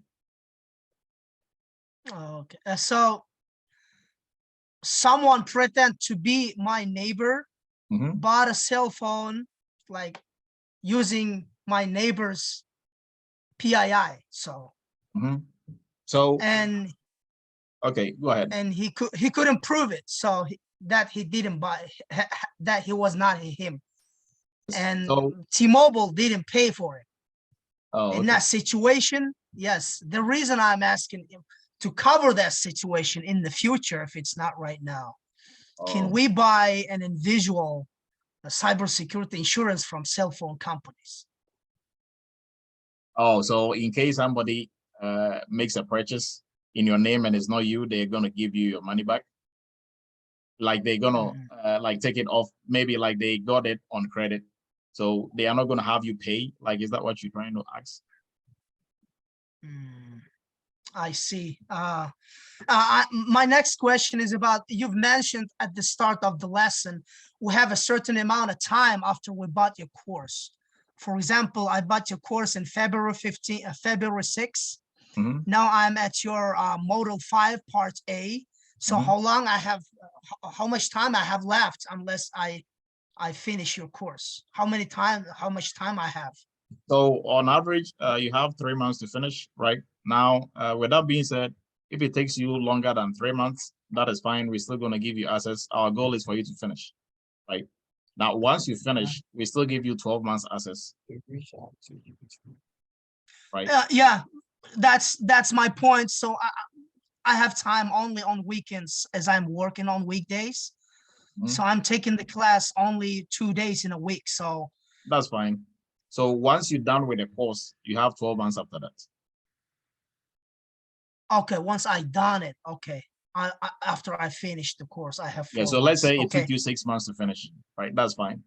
After 6 months, you have 12 months to have access to it. So we have some students who are currently working, like you see them logging back in to pick up on 1 or 2 lessons and stuff like that, right? So we still give you that access. And how does that answering the questions of every single modules will affect our certificate? Does it gonna be shown on the certificate? So I mean, like once you're done, you've gone through everything. Once you're done, you are done. So you're gonna get your certificate of completion. So it's not, you are not gonna not get a certificate because you probably got like a 30 on one of the practice tests. So the goal for the practice test that you have on there is to test your knowledge, not necessarily how much are you going to score or like how many, or like what your score is, but how well are you able to read and understand the concepts that are on there and answer them on your own merits. And if you get the question wrong, go back and do your investigation and find out, why is this wrong? There are some students who that was. Go ahead. Sorry, just wanted to make sure. So I see here that was ungraded score just for our records. Yes. Okay, got it. Thank you so much, Dr. Otto. Thanks for your lessons. It's really nice. I love it. Thanks again. All right, you're welcome. Aku, you have your hands again? Yeah. Okay, go ahead. So my first question is that, okay, so when the breach happened, the money, the fine that they give company to pay, who get that money? Like the 90 million, whatever the case might be. Who that money goes to, the customers or the government? No, so depends on who you are paying the fine to. So the government is going to, depending on what type of breach that is, the government is going to fine you. That money goes to the government. Now for customers will see you in court. So if they win, that money goes to the customers. It is shared to the customers, right? I think I'm not sure which company, was it Target or which of these companies? I think they have to pay almost like 250 million plus to their customers. Right. So depending on how many customers were in the lawsuit, it will be distributed among those customers. Right. But for the fines, like the 80 million that Capital One had to pay, that goes to the government. So after paying 80 million for the government, and if the customers sue you, you have to pay them another money out of your pocket. Oh yeah, of course. Wow. Okay. So my second question is, sometimes can we apply for job in like medical sector, like in healthcare? I know they have insurance, they have HIPAA and all that. Can we also apply for those type of jobs? Yeah, so as security professionals, you can work across all industries, right? Unless, of course, maybe you are looking at a specific industry you want to work in. So mostly some people, maybe, you are an RN, you're a nurse or something, you want to go back into the health side. Yes, of course, most definitely you can still go back there. But for anybody who is trying to break into the industry, I don't really think it's advisable to limit yourself to any industry. Right? You can work in any industry, and all industries require cybersecurity professionals. Yeah, but like HIPAA, is there another standard that we need to learn about? So HIPAA is another framework on its own. That is for the health industry. So anybody who is a player within the health industry, either you are, like a hospital, like a dentist, clinic, if you are an insurance company providing health insurance, you have to stay in compliance with HIPAA. But HIPAA it applies only to the United States. It doesn't go, it doesn't apply anywhere else except the United States. So yes, you can also measure, or like that can be a niche that you want to go into. Okay. Is it part of our course? No. No, so we do PCI, not HIPAA. So PCI is different from HIPAA. All right, thank you. So all these frameworks, right, they are all, some are very heavy, some are, like when it comes to HIPAA, PCI, those are very heavy ones. So if you go to a training and they are teaching you HIPAA, PCI, you have to know that they are just going to mention what they are and stuff like that. Not going to go in depth. It's just, okay, this is HIPAA, is about that and that and that. These are the requirements or controls. This is PCI, is about this. These are the requirements. That is not, after that, don't say, I know PCI inside and out. You don't. Or you know HIPAA inside and out. You don't. It's just, you just know what it is and like what goes into it. Okay, thank you. Okay, Antonio, go ahead. Hello, how y'all doing today? First of all, I would like to say big ups to the moderator. I learned a whole lot this afternoon. So I do have two questions. The first question is there any ethical hacking involved in the cybersecurity, the cybersecurity course at all? And the second question is, as far as the foundation of cybersecurity, because I've never worked in the field, is it basically just monitoring all day on certain applications just to make sure there's no hackers in the network and basically mitigating critical loss? Is that basically what a cybersecurity analyst do? Or is there a little bit more? Okay, so to your first question, let me tackle like your last question first, right? It's easier. Let's go with the first one. So for cybersecurity entry-level course, it doesn't cover ethical hacking.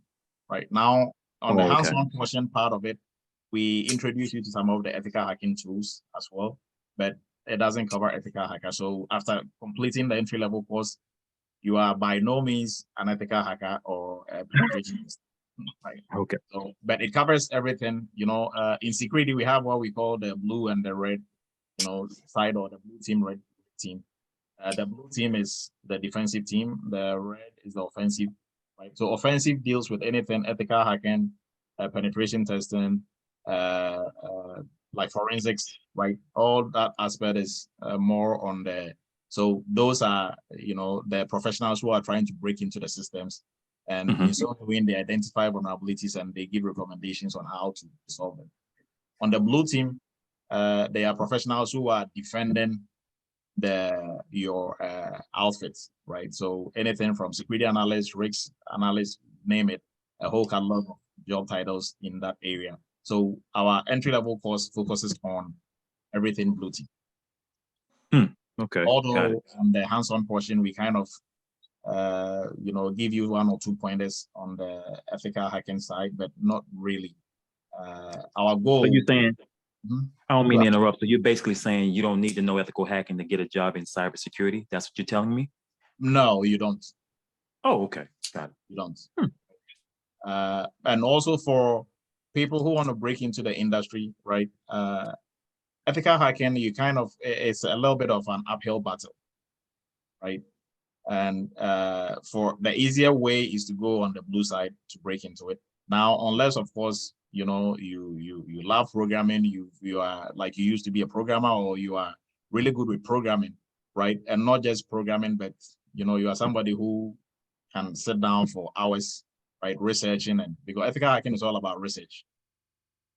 Is people just look at the cool side of it, or you're breaking into stuff, but you can't break into anything if you don't research on how to break into it, or like different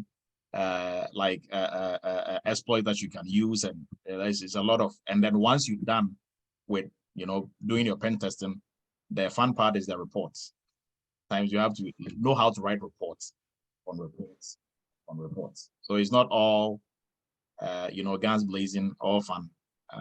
And on that side, reason why if you want to break into the industry, that is not necessarily going to be the best route for you to begin with, is because it's like learning how to fix a car, right? If you learn somebody shows you how to fix a Lamborghini for the first time, and now the second day you're on your own, trying to fix people's Lamborghini, right? If you fix it and it doesn't fix, whom are you going to call? So you don't want to be the guy or girl who is going to try and scan a company's network just to identify vulnerabilities to be able to even exploit, and the scan just shut down the whole network. Now what are you going to do? So as an ethical hacker, you need to kind of have a senior ethical hacker that you're going to be following around, and you have to have a lot of experience under your belt. That way, depending on whatever situation you find yourself, you can wiggle your way out easily. Now on the blue side, there are a lot of areas where most of the skills you have right now might even apply. So i.e., if you find yourself doing maybe an analyst job and your job, or you find yourself doing some GRC job and you have to work with different teams, coordinate with them. So you're not necessarily going to be the one doing most of the legwork, but what you're going to be doing is coordinating and moving around. And if this is something similar to what you've been doing previously, with the cybersecurity knowledge you're going to gain, it's very easy for you to function in that area. You're a people person, you love talking to people, holding meetings, moving around, identifying, critical thinking. If all that is you, then you can easily function in those areas. So it depends on what some people are just headstrong on, I just want to be an ethical hacker. If that is you, then that's fine. There's a path for you.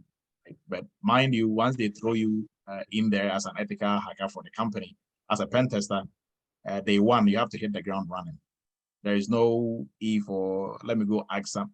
No, there's none of that. And you cannot Google or you cannot YouTube some of these stuff. Yes, I understand that now. You either know it or you don't. Yes.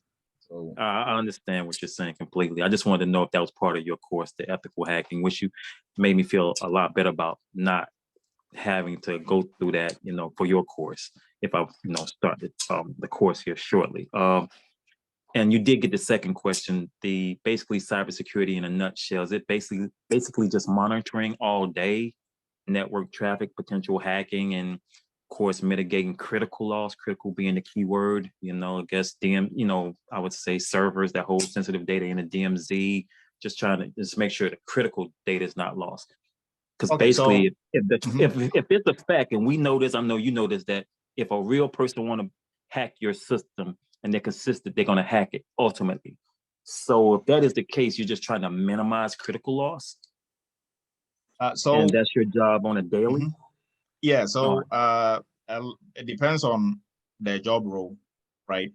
Whatever your job role or your title is will depend on what you're going to be doing on a daily basis, right? Okay. So just like any job, you have people who are working as implementers, people in the managerial side, people in high level, like the C-suite, right? So depending on where you sit in the organization, that will influence how you see security, right? So how the CISO or the Chief Information Security Officer, who is the one talking to the CEO about security within the company, how they see security is different from how the analyst who is doing vulnerability scans see security.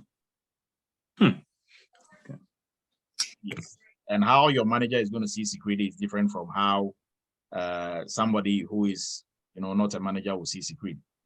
So what you do on a daily basis, everything that you said is part of what you're going to be doing, but it depends on where you find yourself. Okay.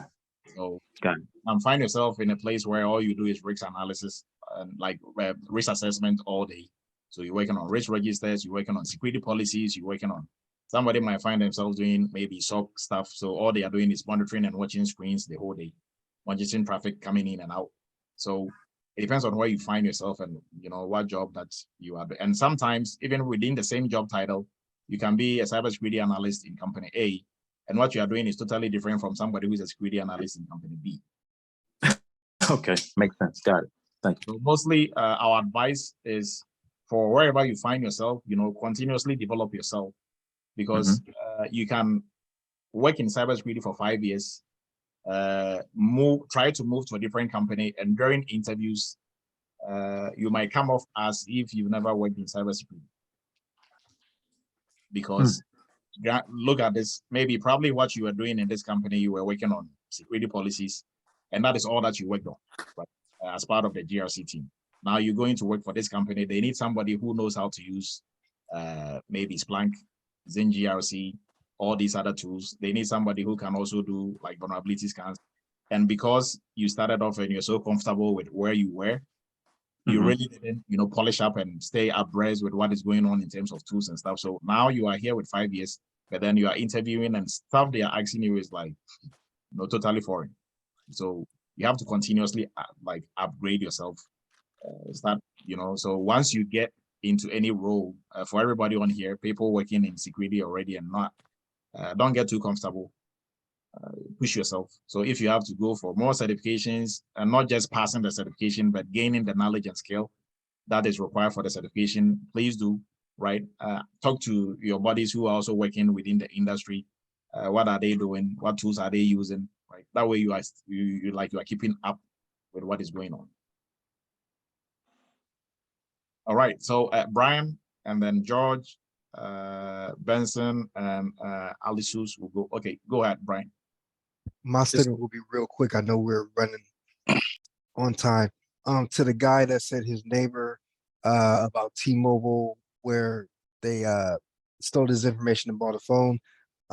My suggestion is, if of course you can't get your own personal cyber security insurance, but maybe let your neighbor know that when you do big purchases, sometimes if you use a credit card instead of your debit card, and if someone were to try to steal that or do fraud on your credit card, most credit card companies will refund that money back because it was fraudulent, and it won't come out of the money out of your debit card.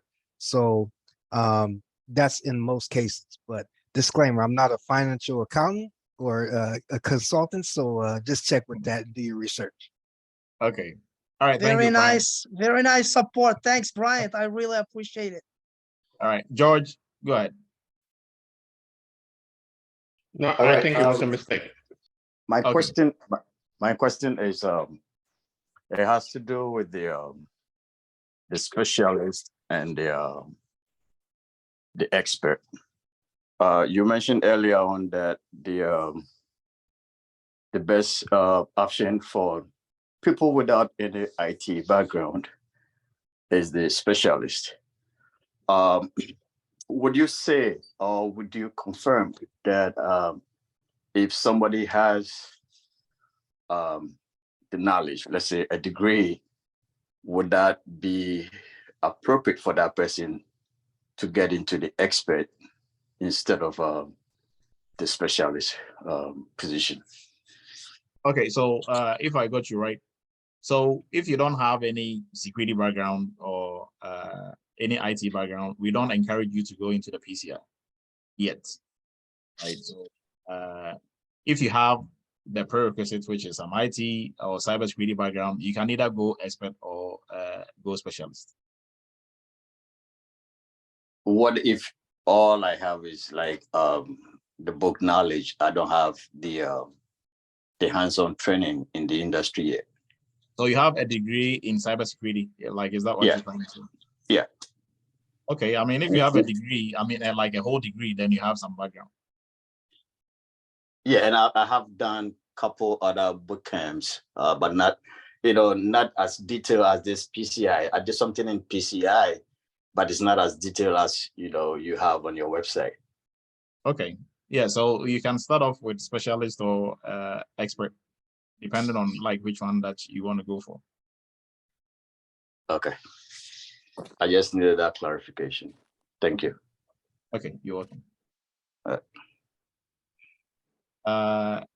And I think Fonta, please go ahead.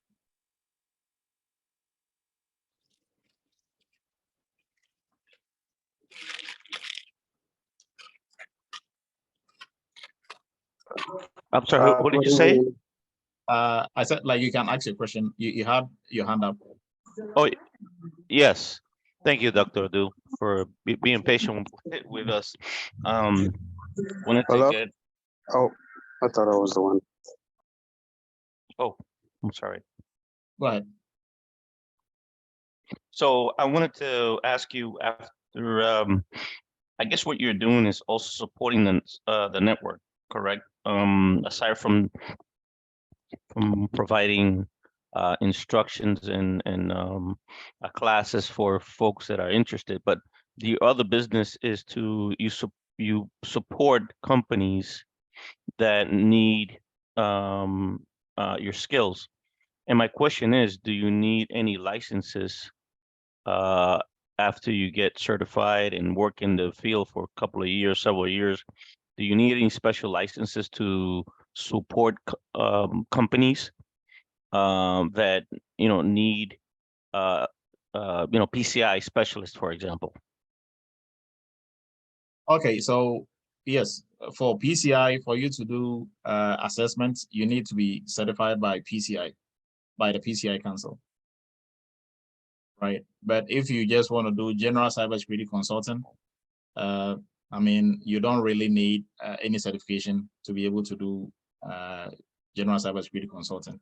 So if you want to, like, let's say, for example, either PCI, or you want to be able to certify people that maybe they are in compliance with HIPAA, based on like what you want to do, will require the certification or not. So for like general security practices, let's say, for example, if you're like your company wants to specialize in doing pen testing for companies, there is no qualification for pen testing, company qualification for pen testing. Individuals, yes, obviously, but even with that, they are looking for somebody who can do the pen testing, not somebody with a bunch of certifications who cannot do that. So based on what you really want to do, but in general terms, for a security company, you don't really need any certification to do anything that does not require you to have a certification. I see. So do you recommend in the future, folks that have been in the field for a while, do you recommend that down the road that they, I personally would like to do that, but is that a recommendation from you that they can start their own company and not necessarily become a competition to you, but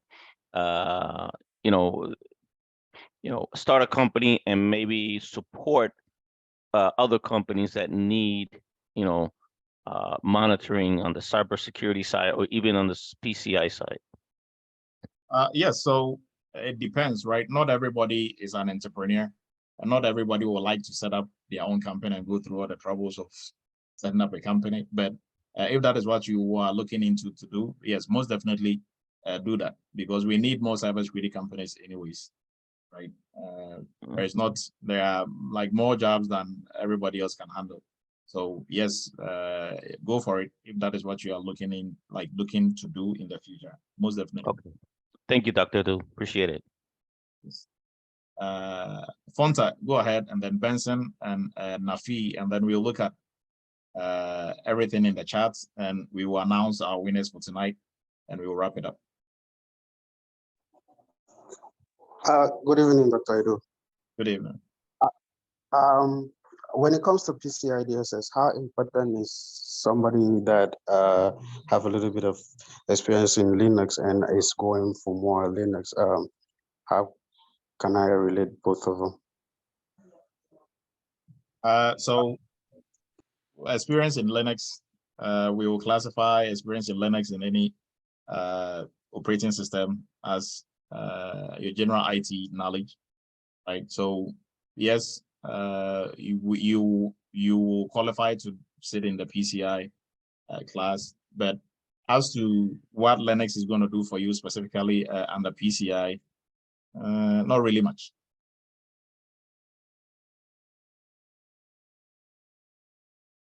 Hopefully that answers your question. Yeah, that's okay. Okay, thank you. That's all I wanted to. All right, Benson, go ahead. Hello, good evening. How are you, sir? I'm great. Yourself? All right, very good. My question is for me personally, I just going to wrap up my boot camp for cybersecurity, but the company I currently work for deals mainly with PCI and all of that. So I'm kind of looking into to go into the class for PCI. So my question is like, what time to what time does the class run that for? And does it involve like going online, doing some like Linux, like the other guy said, coding and all of that, or just basically reading? Okay, so one, it doesn't involve coding. And we meet in the evening, 7 p.m. Eastern or 8 p.m., depending on which class you are in, right? So we meet in the evening, so it's kind of doable for everybody if you work during the day. And also all meetings are recorded, so even if you miss it, you're gonna have access to it. And two, we have an online version of the class that you're gonna have access to. So you have access to the online and then you have access to the live session as well. So you can sit in both. All right, thanks so much, Red. All right. And okay, Nafi, please go ahead. Hi, Dr. Adu. So I am in your PCI class, but I have a question regarding the difference. I would like to know what is the difference between CISSP and the entry level course that you offer. That's my first question. And my second question is the entry level cybersecurity course that you have, and there's a hands-on experience course. Does the entry level include the does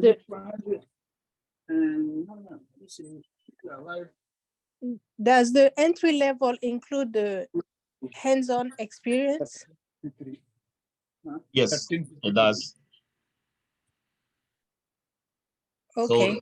So to your last question, yes, it does. And also for the difference between the CISSP and the entry level, the CISSP training is geared towards you, training you to pass the CISSP certification, right? The entry level, the goal behind it is not certification, but to give you the knowledge and skill that you're going to be used on the job. So the entry level more looks at you from what are you going to do on the job, right? And the benefits of the entry level in terms of certification is you are going to gain way more than you need to be able to pass Security Plus or Security Analyst. But for CISSP, we are focusing on just you passing CISSP certification. And have you had some students that have been both in PCI and entry level, so that they can maximize their chance of getting a job in either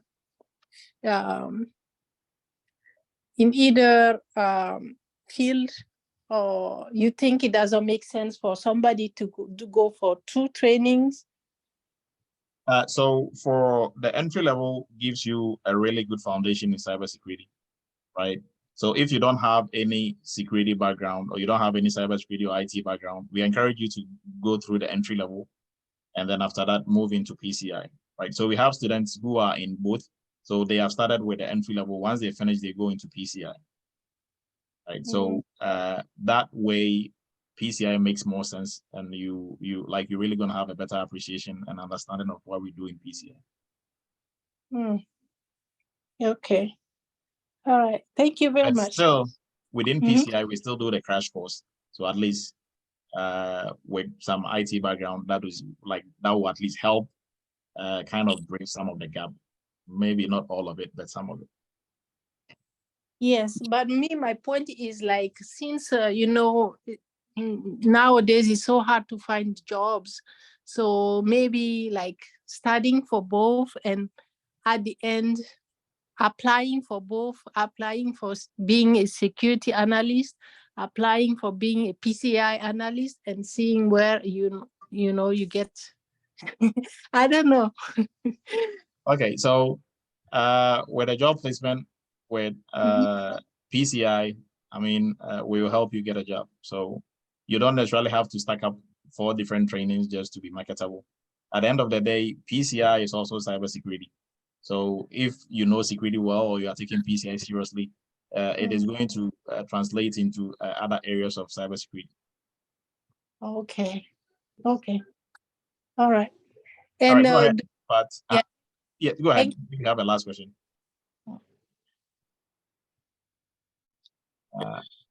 Yes, Matt. Oh, okay.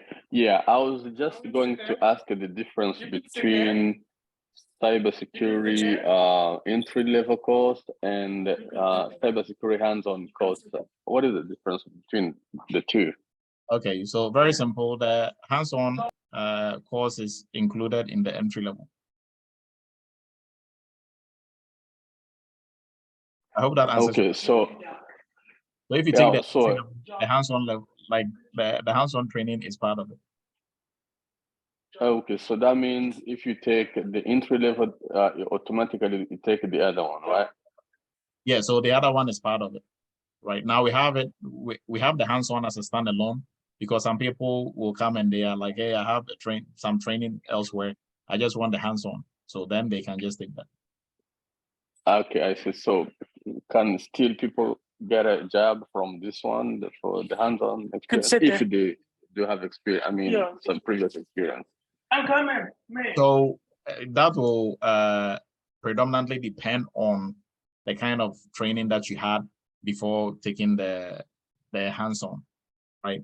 The hands-on, we are just training you on the tools, right? So if your working knowledge in cybersecurity is non-existent or is very weak, only knowing the tools, I mean, only that is not going to be enough, because during interviews, they are not, aside them asking you, do you know how to use this tool or that tool or that tool?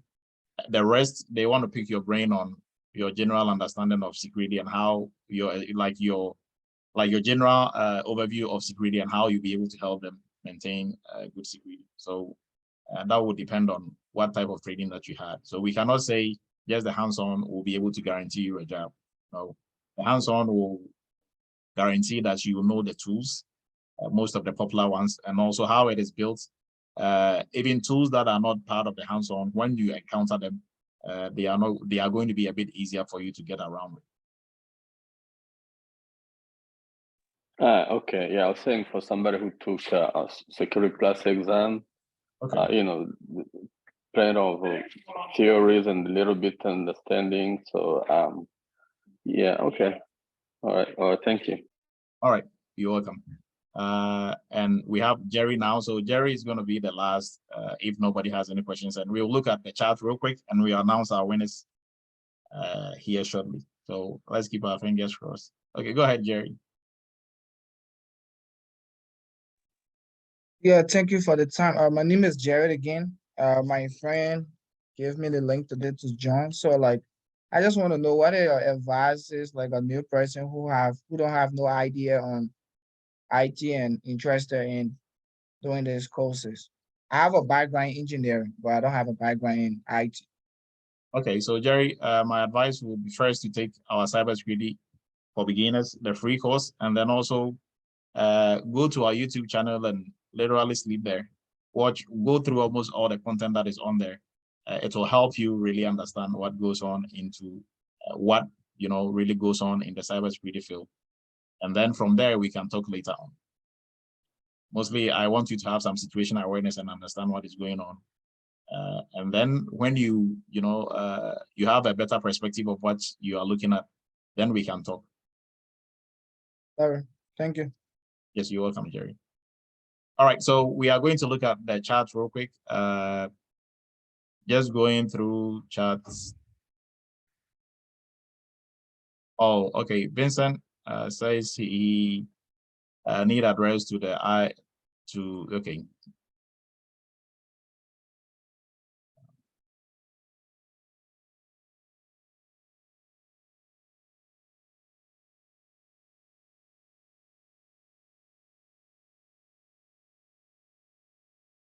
Oh, Nico was asking how much insurance covered for ransomware attack. That I cannot really say for sure, it depends on the insurance company and how big the attack is.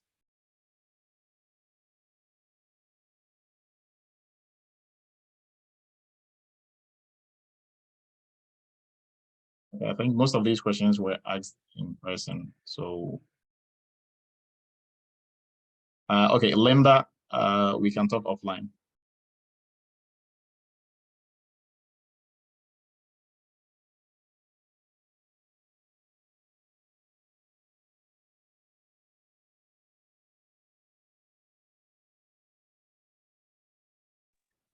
One question, like you said, you have apprenticeship after the course. Like during that apprenticeship, will the students get paid? For the internship, no, it's not paid internship. Okay. Okay.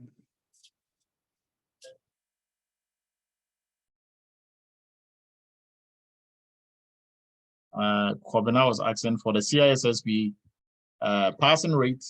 So far we've had, I'll say is almost 100%, right? But for the CISSP.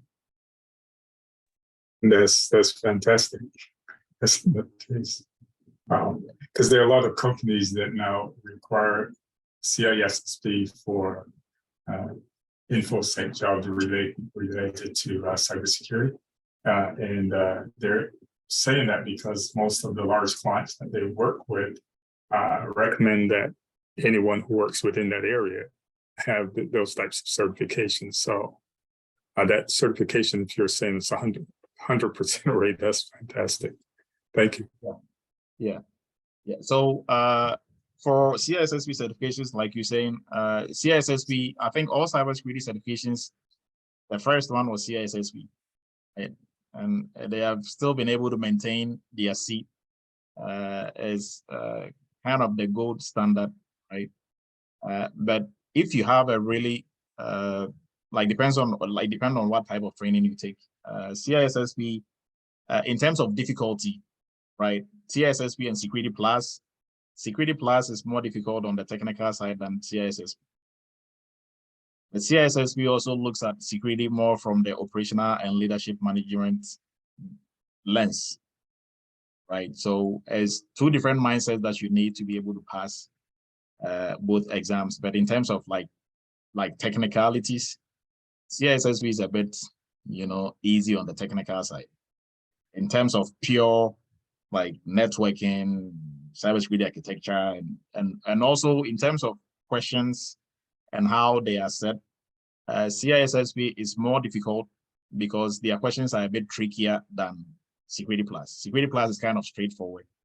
Some of it, almost all of it, right, is which of the following maybe protocol, like which of the following ports or like which of the following protocols are used to try for web traffic, right? And you either know it or you don't know it. CISSP is like which of the following is the best to be used for web traffic. Now all of it is good. Which one is the best? That becomes a bit tricky, right? So it's very easy for you to fill CISSP than Security Plus. But in terms of if you are well vested in knowledge and skill for Security Plus, it's just looking at security from a different lens. You should be able to bridge CISSP. So yes, and I mean, if you have it, it's going to open a lot of doors for you. But mostly what I encourage is make sure you have the knowledge and skills to back it up. Right. And how long would you recommend you take the course for? Maybe 4 months, 6 months? What would be the recommended time as opposed to trying to condense it into shorter space of time? So on average, I think CISSP should take you a good 3 months to 4 months, right? Okay. Because you really need to understand like the content and security in general, right? And if you take that time to really build yourself, it is going to help you for the rest of your career. Yeah. Now, because for positions that you're going to hold, whether managerial or above, when we are analyzing security, you are looking at it from a really good lens, as opposed to somebody who just bulldozed their way through it and they just have the certification. And so you should be able to sit, at any table and really hold, very educative conversation and advice companies on those levels. Thank you very much. Thank you. So Dominic was asking a question in here. It's a bit lengthy, so I'm just gonna move over that one live sessions. Okay. I think most of these were asked in person. I'm still gonna go through here.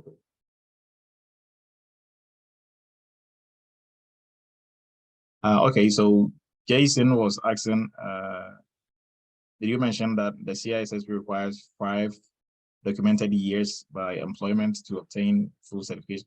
Yeah, so Jason, for CISSP and CISA, and I think SIM and the rest of them, the certifications that are more like advanced certifications, if you want to look at it that way, those certifications, almost all of them require 5 years of experience, right? And mostly with the 5 years of experience, I think if you have a degree, it counts towards 2 years of the experience. So if you have like a bachelor's degree or a master's, depending on, I think it counts as 2 years or 1 year of experience.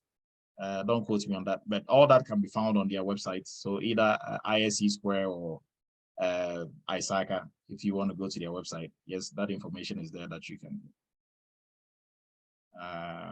And entry-level help.